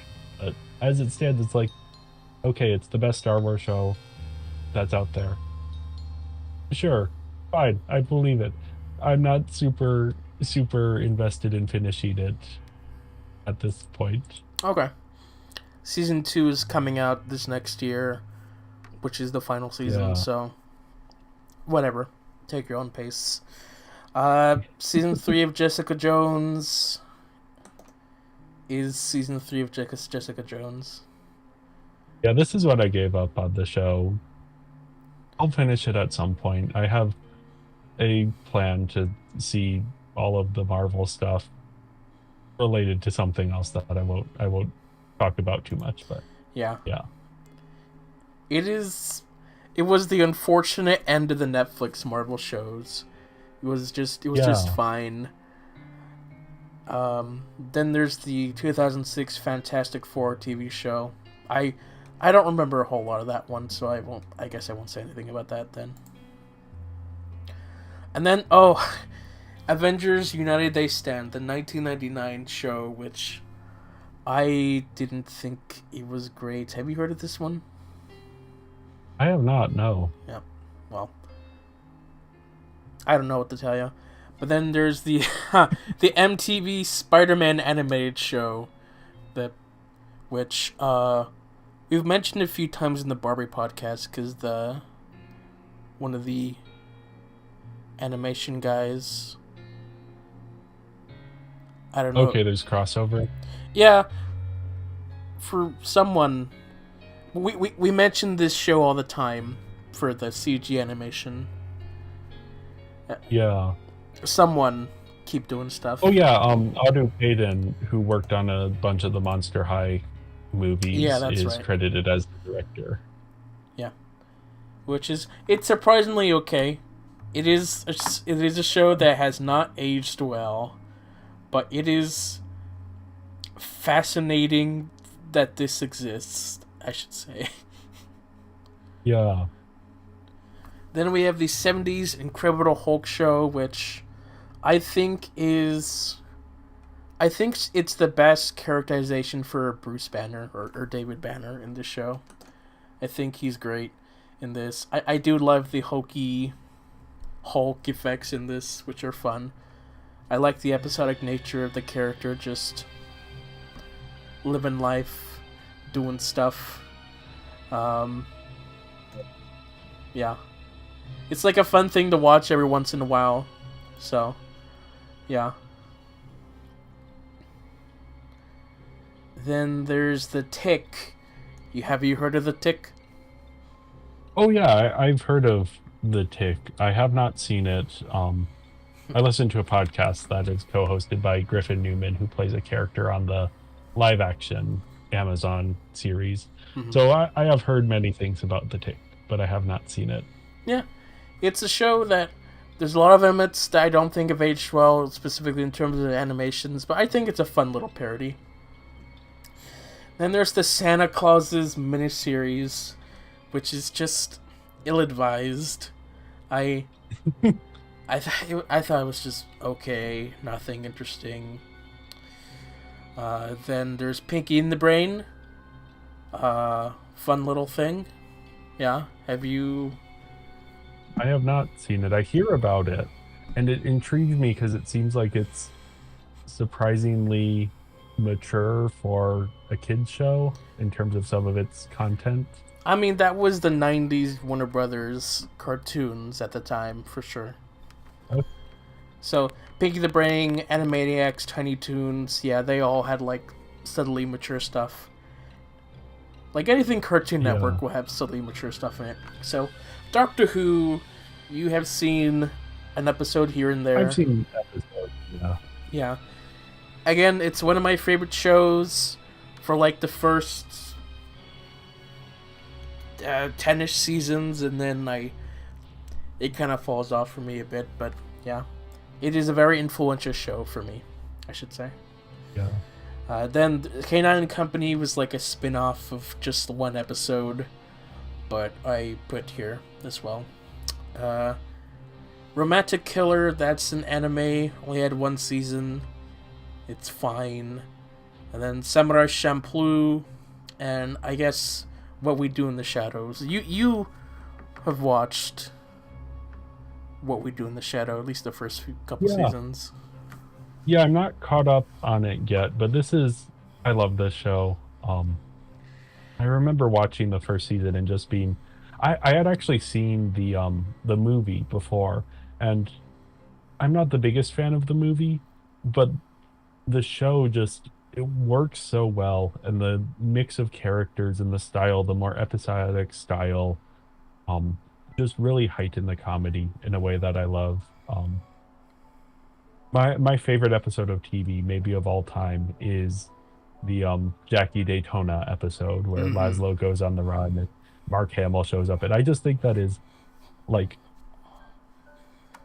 phenomenal TV. The arcs that the characters go on and the journeys. It's such a fun show.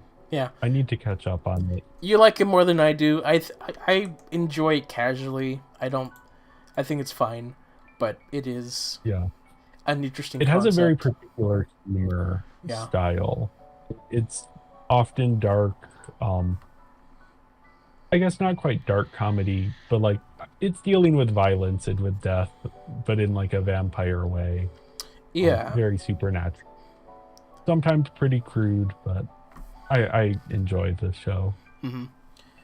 Sir Jane Adventures is a Doctor Who spin-off, but then there's the Young Adventures of Indiana Jones, or the Adventures of Young Indiana Jones, which is this show that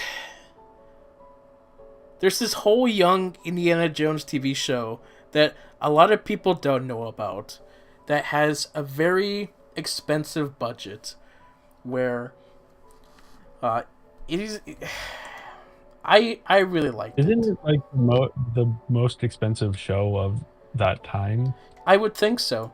Yeah, to the point where like, they did not make their money, but I loved its depiction of history and early 20th century history and World War I, and it's Indiana Jones experiencing history, meeting historical figures. It's somewhat educational. There's a lot of cool stunts. They're going on location, spending millions of dollars. They're using cutting edge editing technology. George Lucas, this is one of his things that you don't even know about, so it's interesting. It is not the best show out there in terms of show and storytelling, but I really enjoy it in general. Yeah, this is one I've been meaning to get around to at some point because I've heard you talk about it and it sounds really interesting. And I enjoy Indiana Jones as like a genre exercise. So the idea Yeah, of like an episodic show about that character and set with those like adventure serial type things, that just sounds like fun to me. yeah. Unfortunately, it did get canceled before we got to like the parts that I really wanted to see in Indiana's history of like meeting some of the characters that we see in the films and like the beginning of their relationships, which unfortunately never Yeah. really got to see. But whatever. Next up is Primal, the Gendy Tartakovsky show, which is just really cool animation,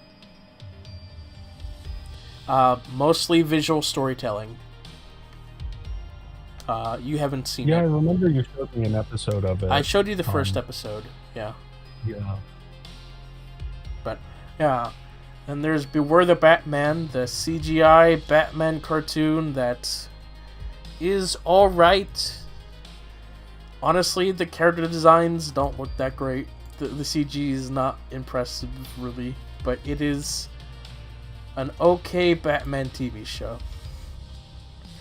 And then you'll recognize this one, Barbie Life in the Dream House. Yes. This is the best piece of Barbie media out there. As someone Yes. who has seen way more Barbie media than any single person should, Yes. Like, this was it one that is we so weren't good. ever planning on doing. It was just like, I just decided to watch it one day because I felt like watching it, and I was like, Yeah. I just told you like, hey Jay, you need to watch this show, and it is amazing. Yeah, no, you told me to watch it, and I was like, oh, sure, whatever, I'll give it a try. And then I watched the first episode and was so enamored with it that I then had to show it to all of my family, be like, hey, you need to see this. Um, I've been I've been meaning to get like some friends together and just watch a whole bunch of episodes because it is perfect. It is so funny. The episodes are very, very short. I think you can watch the whole series in like 3 hours, maybe a little bit more. Yeah. Um, it's all up on YouTube, which is also very nice. It's very convenient. But then it is on Netflix as well.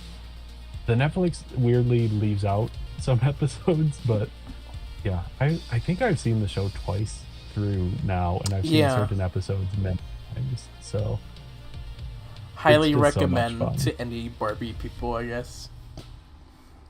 Even if you're not a Barbie person, like this is so much fun as a show. Yeah.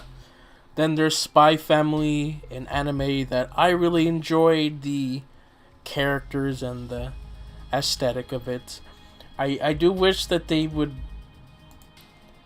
get to the plot more than they do, but I think it's fine to watch overall still. Then there's Mandalorian season 3, which is a very mixed bag. Because on paper, everything that happens in the show is fantastic, but then the actual execution is like really underwhelming. And then there's a whole episode with Jack Black. So You see, here's the thing. Here's the thing. Everyone complained when that episode came out. The only thing that has tempted me to watch The Mandalorian season 3 beyond the first episode, which I saw and didn't like, is seeing Jack Black and Lizzo wearing like weird costumes and being like, what in the world? How does this fit into the Mandalorian style? I want to see that episode just to know what in the world is going on with that. But yeah, no, I have not seen, nor do I intend to see Mandalorian season 3. then there's another anime, Great Pretender, which is about con men. So there's that. Then there's Peacemaker. Have you seen Peacemaker? Have I seen Peacemaker, John? I This know is the answer to when this. Yes, you have seen it. I when this came out, because I love James Gunn's The Suicide Squad more than I ever expected to. So when this show came out, I was like, oh, I need to watch this. But I put it off for so long because I just knew. After watching The Suicide Squad, I hated the Peacemaker character and what he did. And I knew that as soon as I watched the show, my opinion of him would change, and I was not ready for that to happen.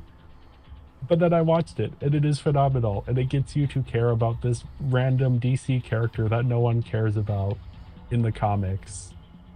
And yeah, it's phenomenal. I love the show so much. Yeah, I'm excited that they're doing a second season. I know it like messes with whatever continuity, but I don't care. These characters are so much fun. The opening sequence, everything. It's just the cameos in that last episode. The fact that they did that or that one scene, it just brings so much joy to my heart that I I love I this show. don't really like the show, but I can respect it. That's what I'll say. Pennyworth is Pennyworth: The Oh, Origin that's of not the full title. Yes.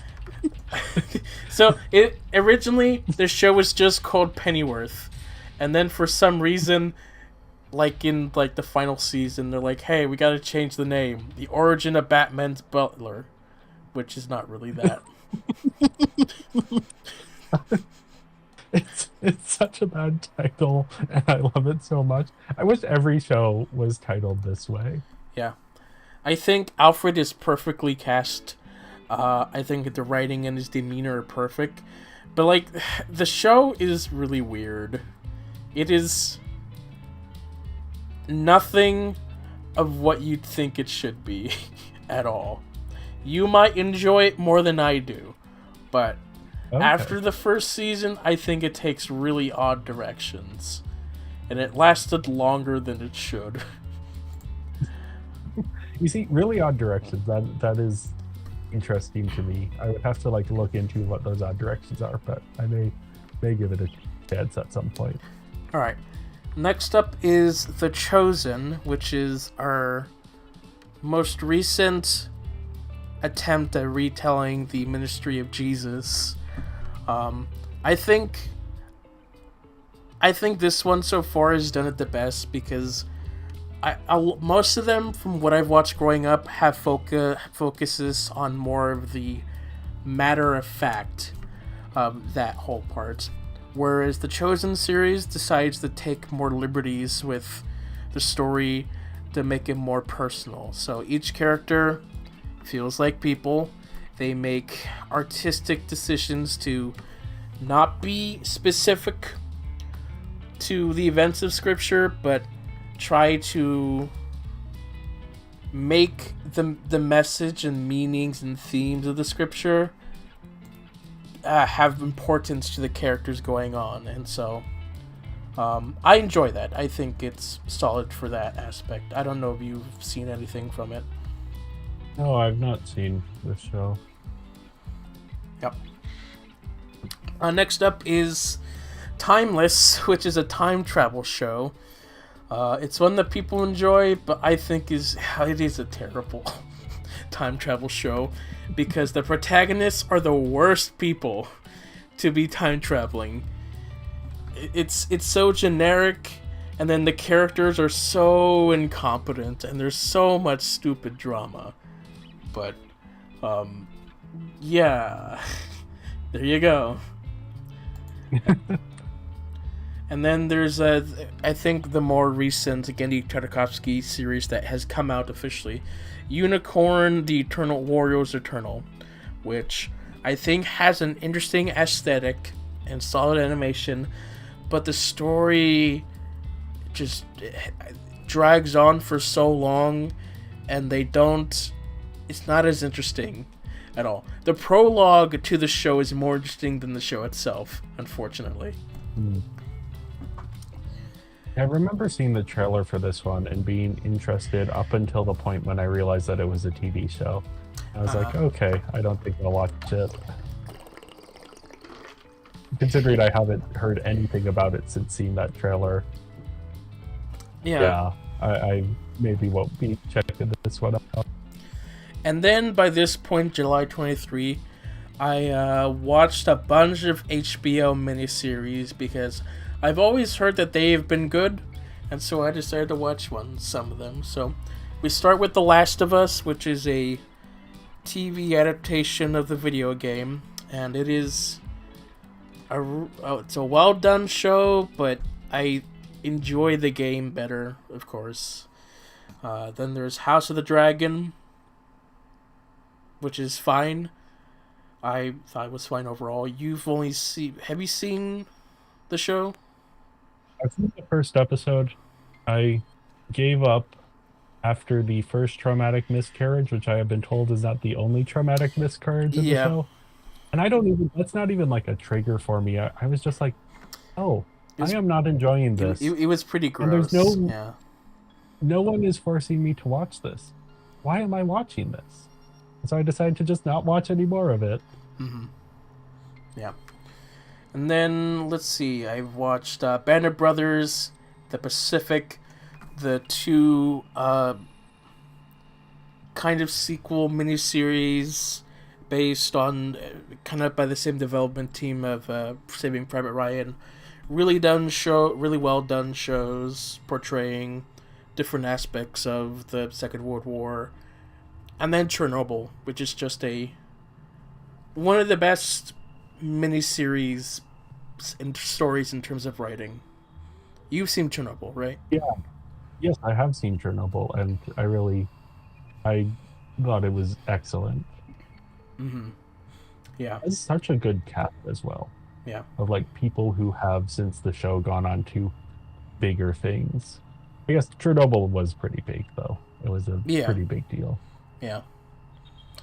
Then there's the BBC War of the Worlds miniseries, which was such a disappointment. It's so boring. It is so tedious to watch, and it's only 3 episodes long, which is impossible how they make it so boring. But yeah, it just wasn't great to watch. DC Superhero Girls, Animaniacs shows. Chivalry of a Failed Knight, that's an anime, whatever. And then Smallville.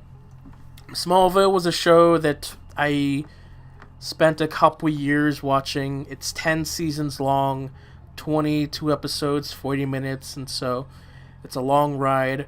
I think it's a really good show that, surprisingly, for being 10 seasons long, doesn't have a whole lot of bad seasons. So, good for them. I've been wanting to watch that one because I liked the character of Superman. Yeah, I think it's a good introductory show for people who are maybe unfamiliar with Superman and his lore, I think. And then I watched a bunch more anime. So we had Therma Rome Nova, which is a show of like if a Roman bathroom architect travels to Japan, modern day Japan, and sees their bathrooms. And it is ridiculous. Each episode is the exact same, but like I enjoy watching his reaction to like the whole bathroom architect. But yeah. And then there's Kaguya-sama Love is War, which a really fun romance comedy anime. I showed you one clip from it that is fun. I like the humor in that one. Steins Gate Zero. Have you seen or heard of this one? I've heard of it. I have not seen it. It is an interesting sequel series. I don't know how to describe it. It is different. Let's not describe it then. Then there's Nikiju, My Ordinary Life, which is a comedy anime that, because I don't really get the comedy, it is there. It's fun. animation though. A Konosuba spin-off show about one of its characters. It's a prequel series, which is alright. Some more Ruby. Then there's like an official Ruby anime, which... Oh. Oh boy. It's odd. It's really odd. It's not that great. The animation is just... oof, which you can say the same thing. Then I rewatched some more anime, rewatched Death Note, and then Full Metal Alchemist Brotherhood. Both really solid animes. Then the second season of Vinland Saga. Then I watched seasons 1 and 2 of Good Omens. You've seen the first season? Yes, I have not seen the second season, but I really enjoyed the first season. Yeah, I enjoyed the first season. The second season, I didn't enjoy as much. Okay. Yeah. And then we have Secret I Invasion. didn't hear good things about it, so I didn't ever... Oh yeah, speaking of not hearing good things about it. Secret Invasion. Which is... Yeah. You know, I watched on YouTube recently, it was just the best moments featuring Olivia Colman. And I was like, oh, maybe I should give the show another chance. And then I was remembering the show, and it's like, no, Olivia Colman's the only good thing in this show. Yeah.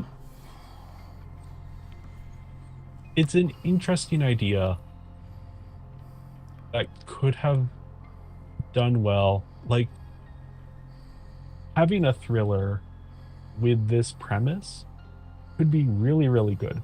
The problem is they forgot to put any thrills in their thriller. Yeah. So it's just so boring. I believe the way I put it in my review is that no scene has any tension, including scenes in which important characters die. Yeah. Which, yeah. Again, Olivia Colman is great. Pretty much everything else, not yeah, this was one that was kind of... it took a lot of effort to get through. Because, like, me and my mom were watching it, and we're just not that interested the entire time.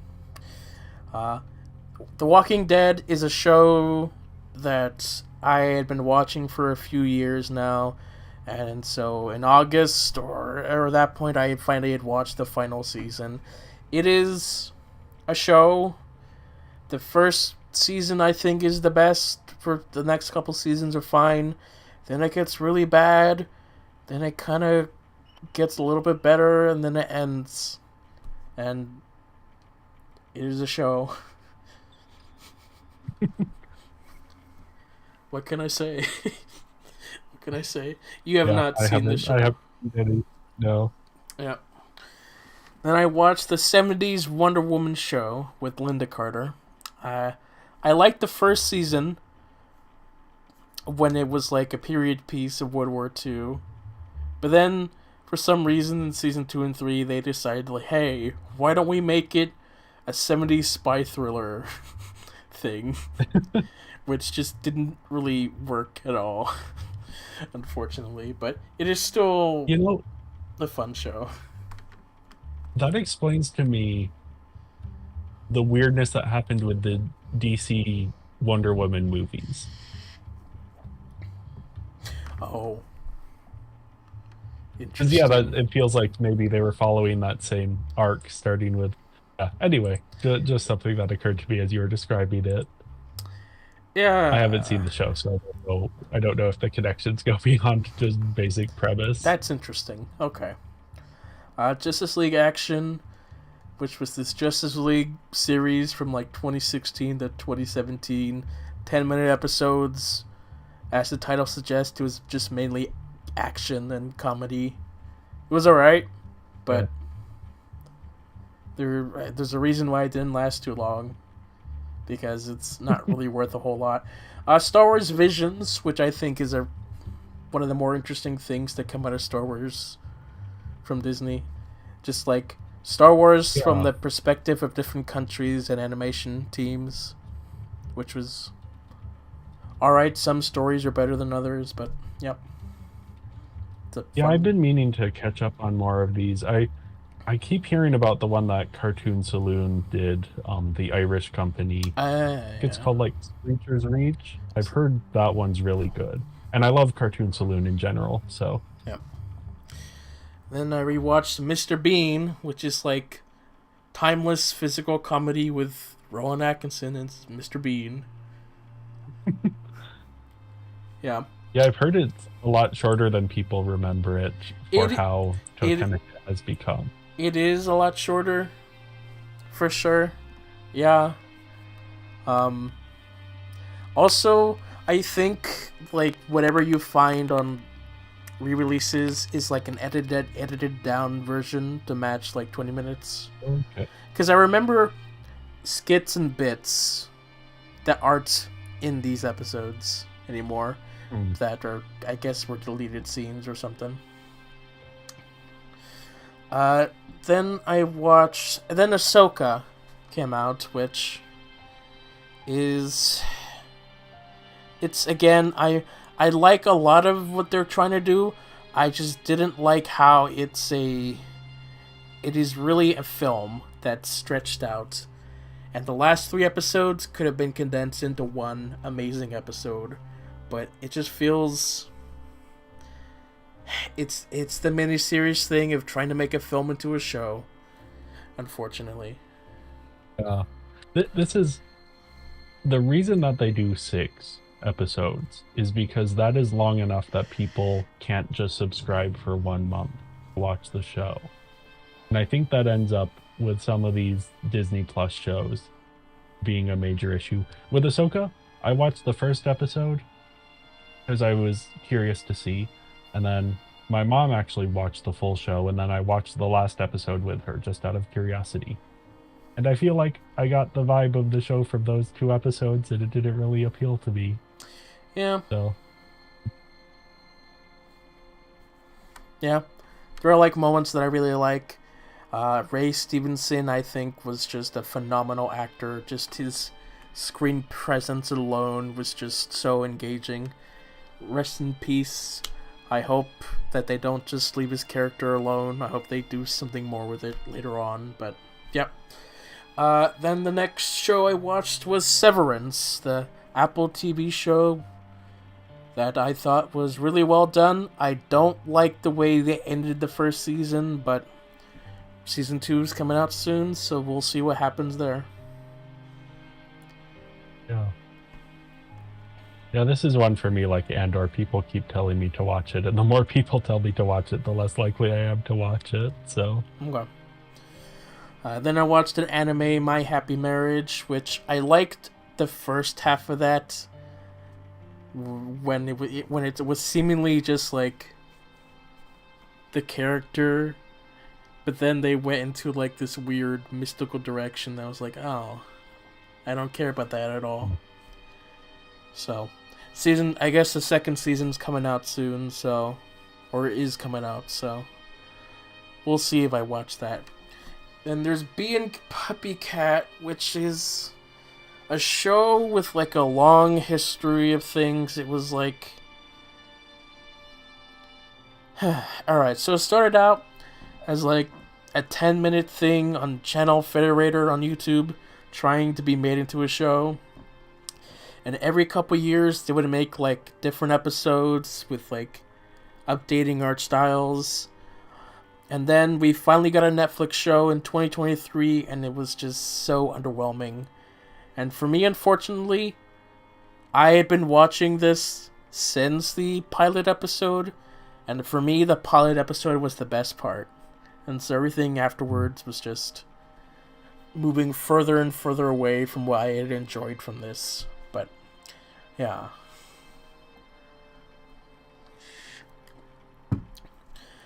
And of course, we have Dreamtopia. We did episodes on these. We could fly past this one. I'm seeing next up here you have Scott Pilgrim Takes Off, which is a show that when I heard that it was going to be a remake of the movie just animated, I was like, okay, well then I guess I won't watch it. And then I heard that it actually isn't that, but I don't know, I just don't have much motivation to watch it, even though people have told me I would like it. It is... So, Netflix has an issue with deceptive marketing. So, like they teased this show as being like an animated version of the film or the story of the comic book, Yeah. and it's not that at all. And Scott Pilgrim missing for most of the show. It's the Ramona Flowers show, and what they do in the show is pretty good. I enjoyed it, but that was not what they were selling me on, and it really Yeah. ticked me off. Then Loki season 2. Uh, I was. Uh, I think Loki season 2 is worse than the first season, but people say it's peak for some yeah. reason. I don't get it. This is where I think people just it's haven't seen 90%. shows. Yeah, it's 90% people standing around in a circle and talking about the multiverse and the temporal loom. Mhm. It's like, I don't care about the mechanics of the multiverse in the Marvel universe. In this show, that is all this show is about, is how the multiverse in the MCU works. I I'm like, don't. I if don't you're need to going know to how it the works. I multiverse, just want you to do the no, multiverse. Like, do something with the either do it or multiverse. don't. I don't need your justification for how it works. Just do something I interesting with did it. not like it. Yeah. Then, Star Trek: The Next Generation is one of those shows that it takes me a long time to watch. I think I started watching it 2017, maybe. It's been a long Okay. time, so I watched like a couple episodes here and there. Then they took it off of Netflix and moved it to the CBS and now Paramount Plus, and so that's why I couldn't binge it as much. So I had finally had enough time on Paramount Plus to finally finish it. I really love it. It's for me, it's some of the best Star Trek stuff out there. Yeah, I've seen episodes here and there because my sister's a big fan. Yeah. Season 2 of What If. We talked about the first season, and I have I have the same issue with the first season. I think I like this season less than the first one, but whatever. Then I watched the '70s animated Star Trek show, and it is more Star Trek but animated. There you go. Have you seen This one has a lot of memes that I've seen Yeah. from it. I have not seen the show itself, but I know Yeah. I'm familiar with the memes. Yeah. Then I watched DC Stargirl. That's the first thing I watched. This is all right. Now we're in 2024. DC Stargirl. That was the first thing I watched. It started out as a DC Universe streaming service exclusive, and then that service ended, and so that show moved on to the CW. And there's a very notable difference in terms of how the show is made once that transition is made. Okay. So, yeah, it's fine overall, but like, I notice a lot of issues that come up. Dreamhouse Adventures, we have episodes on that. Yeah, Then- we have episodes. The 90s Lois and Clark: The New Adventures of Superman. It's enjoyable show about Clark Kent and Lois Lane and their stuff. It is a 90s sitcom, essentially, or a 90s show. Like, there's really nothing comic booky about it than just Superman, so there you go. And then I watched the Batman the Brave and the Bold 2000s animated show. Really good show about like the Silver Age and Golden Age of comic books. So, have you heard of this one? I've heard of it. I have not seen it. Alright. How about John Adams? Yeah, I've actually seen some of it. I don't know if I ever finished it, but my parents have the DVD. So I did watch at least a few episodes. Yeah. I think this show is better if I actually know what's going on historically. Okay. Like if I don't know what's going on, it's still fine, but I keep wondering, it's like, okay, what is the significance of some of these moments? I don't know, but it is well-made show. Then there's Masters of the Air, which is an Apple TV exclusive, which rounds out our Saving Private Ryan miniseries, and this was a good show. And then finally going on to our last page, we have The Earth to the Moon, which was an HBO miniseries about the space race, essentially from like the beginnings of creating the model to the final time that they're to the moon. And so that's a fine, interesting show if you like that sort of thing. Of it. Yeah, my mom had the DVD, so I have seen episodes of this one, but I don't remember a whole lot about it. Yeah. Then there's Monarch, Legacy of Monsters, the Apple TV show, which I found super underwhelming. I liked the first episode, and that was pretty much it, I think. Godzilla, barely in it, which makes sense. It's about Monarch, but like it's just not as interesting, especially with like some of its characters. And then towards the end of the show, you could kind of feel the budget straining, because I started to notice like TV show techniques of like, oh, how do we make this like a different world or something? It's like, oh, just film it in the woods with like fog and lights. And so there you go, that's the monster world. Tales of the Empire, which is like, it's like Tales of the Jedi, but like for the Empire. Not as interesting, but you could watch it, I guess. Then I rewatched Game of Thrones, the original show, because I wanted to really see if it was like still as bad or as good. I think for the most part, most of the show is pretty good. It's just that final season just really hurt it for the most part. But like most of the show building up to it was still decent. You only saw the final season, the final couple seasons. I read the books, and then while waiting for the next one to come out, which it just still has not. This was like a while ago. This was almost 10 years ago that I read the books. Maybe 10 years ago exactly. And yeah, no, then I started watching the show. I started watching in season 6, and I liked season 6. Then in season 7, I was starting to see some of the seams a little bit, especially with certain character decisions they made. And then yeah, by season 8, I was just a lot of wasted potential. They sped through things that should have taken time, and characters made decisions that they should not have been making, or that didn't feel justified by the story.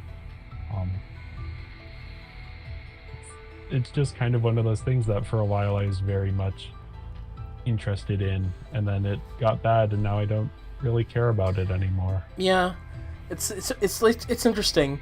Like this show was like on top of the world for so long. Yeah. And then after that finale, that final season, boom, nobody talks about it anymore. Nobody cares. So I mean, now it.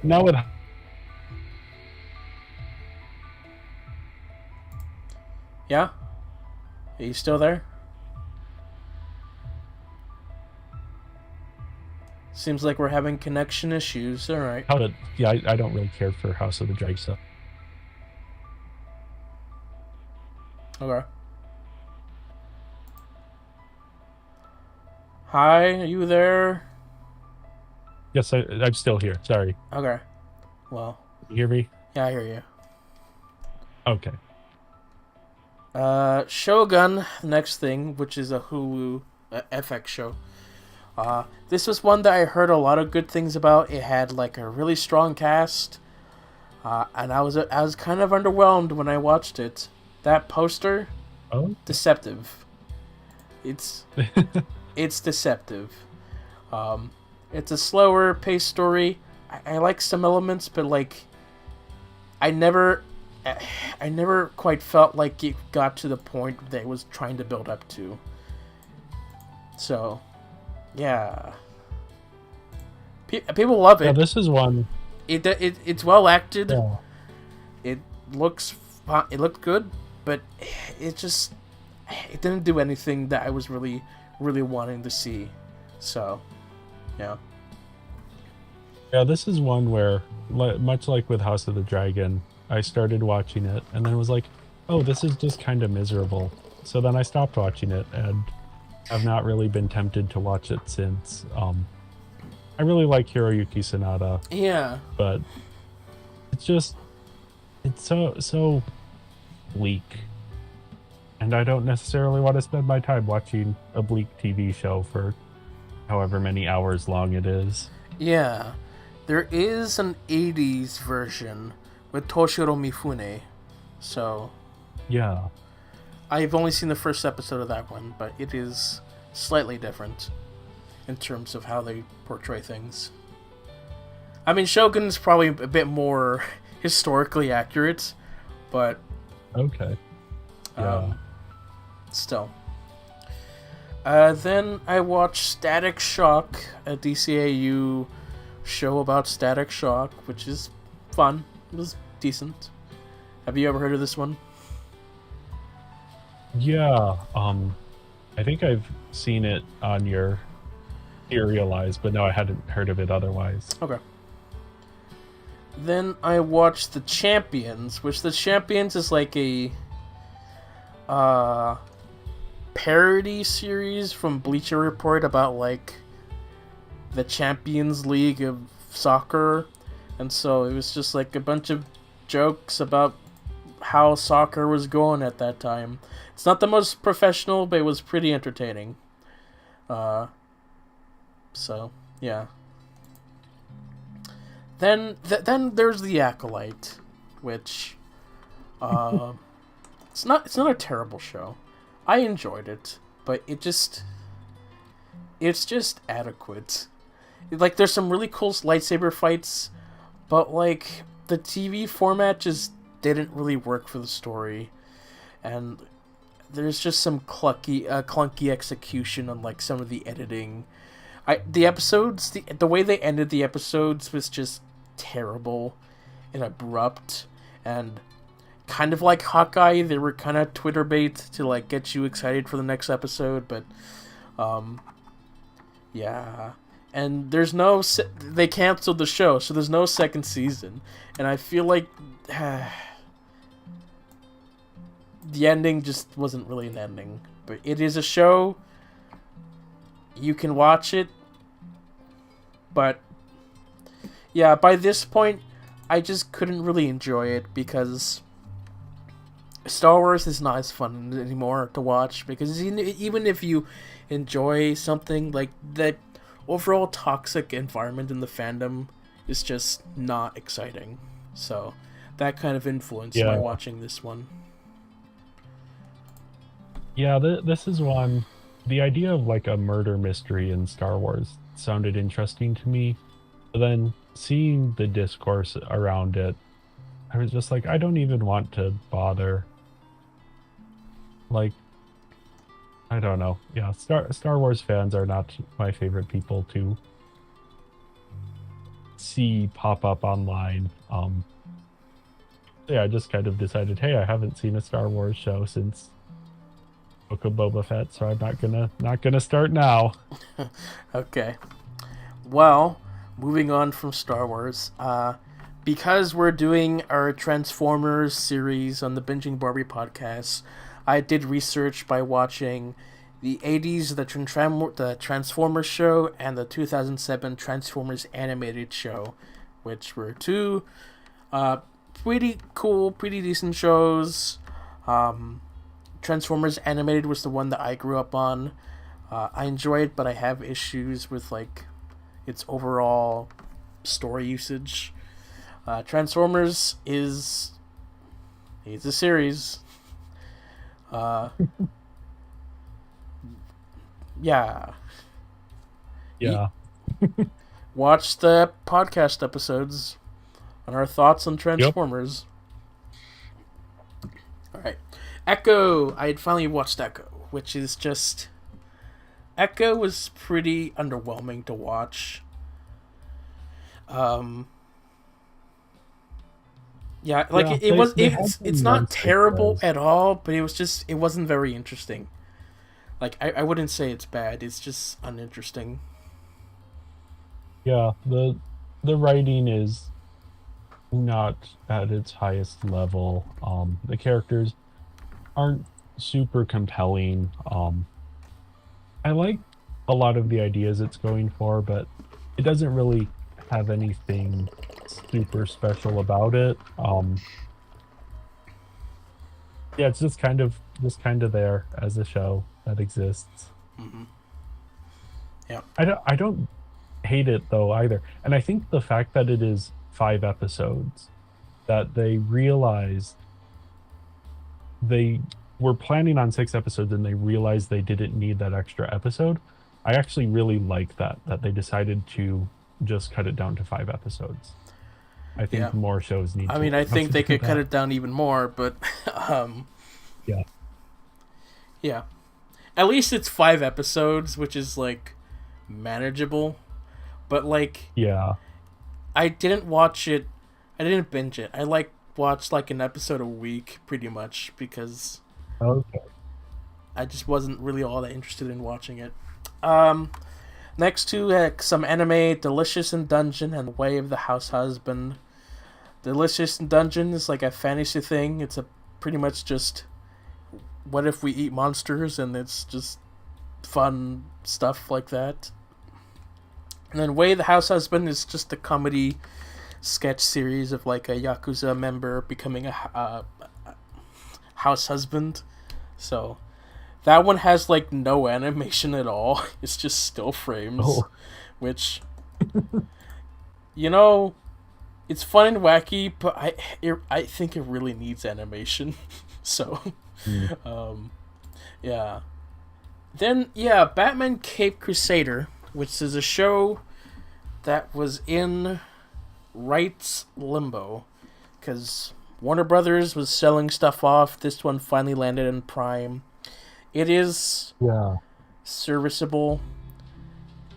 It's not amazing. It's not terrible. It is fine, which is alright. It's Batman in the 30s, but like a lot of elements that they try to do just don't really fit that aesthetic. But it is a Batman show. Some more anime, The Orbital Children and the Piano Forest. Orbital Children is 5 episodes long. It is a thing. And Forest Piano, a lot of the episodes are the exact same, but beautiful music. Then there's Fallout, the Prime Fallout show, which I thought did a really good job at doing the aesthetic of the Fallout game genre. Um, yeah. Have you heard anything about this at all? I have heard about it. I have not seen it. I don't play the Fallout games, so Yeah. I didn't really feel much need to watch it. Is this the one that is it Jonathan and Lisa Joy Nolan worked on? I think so, yeah. Okay. Yeah. Yeah. Then That's basically what I yeah. know about it. Then My Little Pony Tales, the 90s My Little Pony cartoon.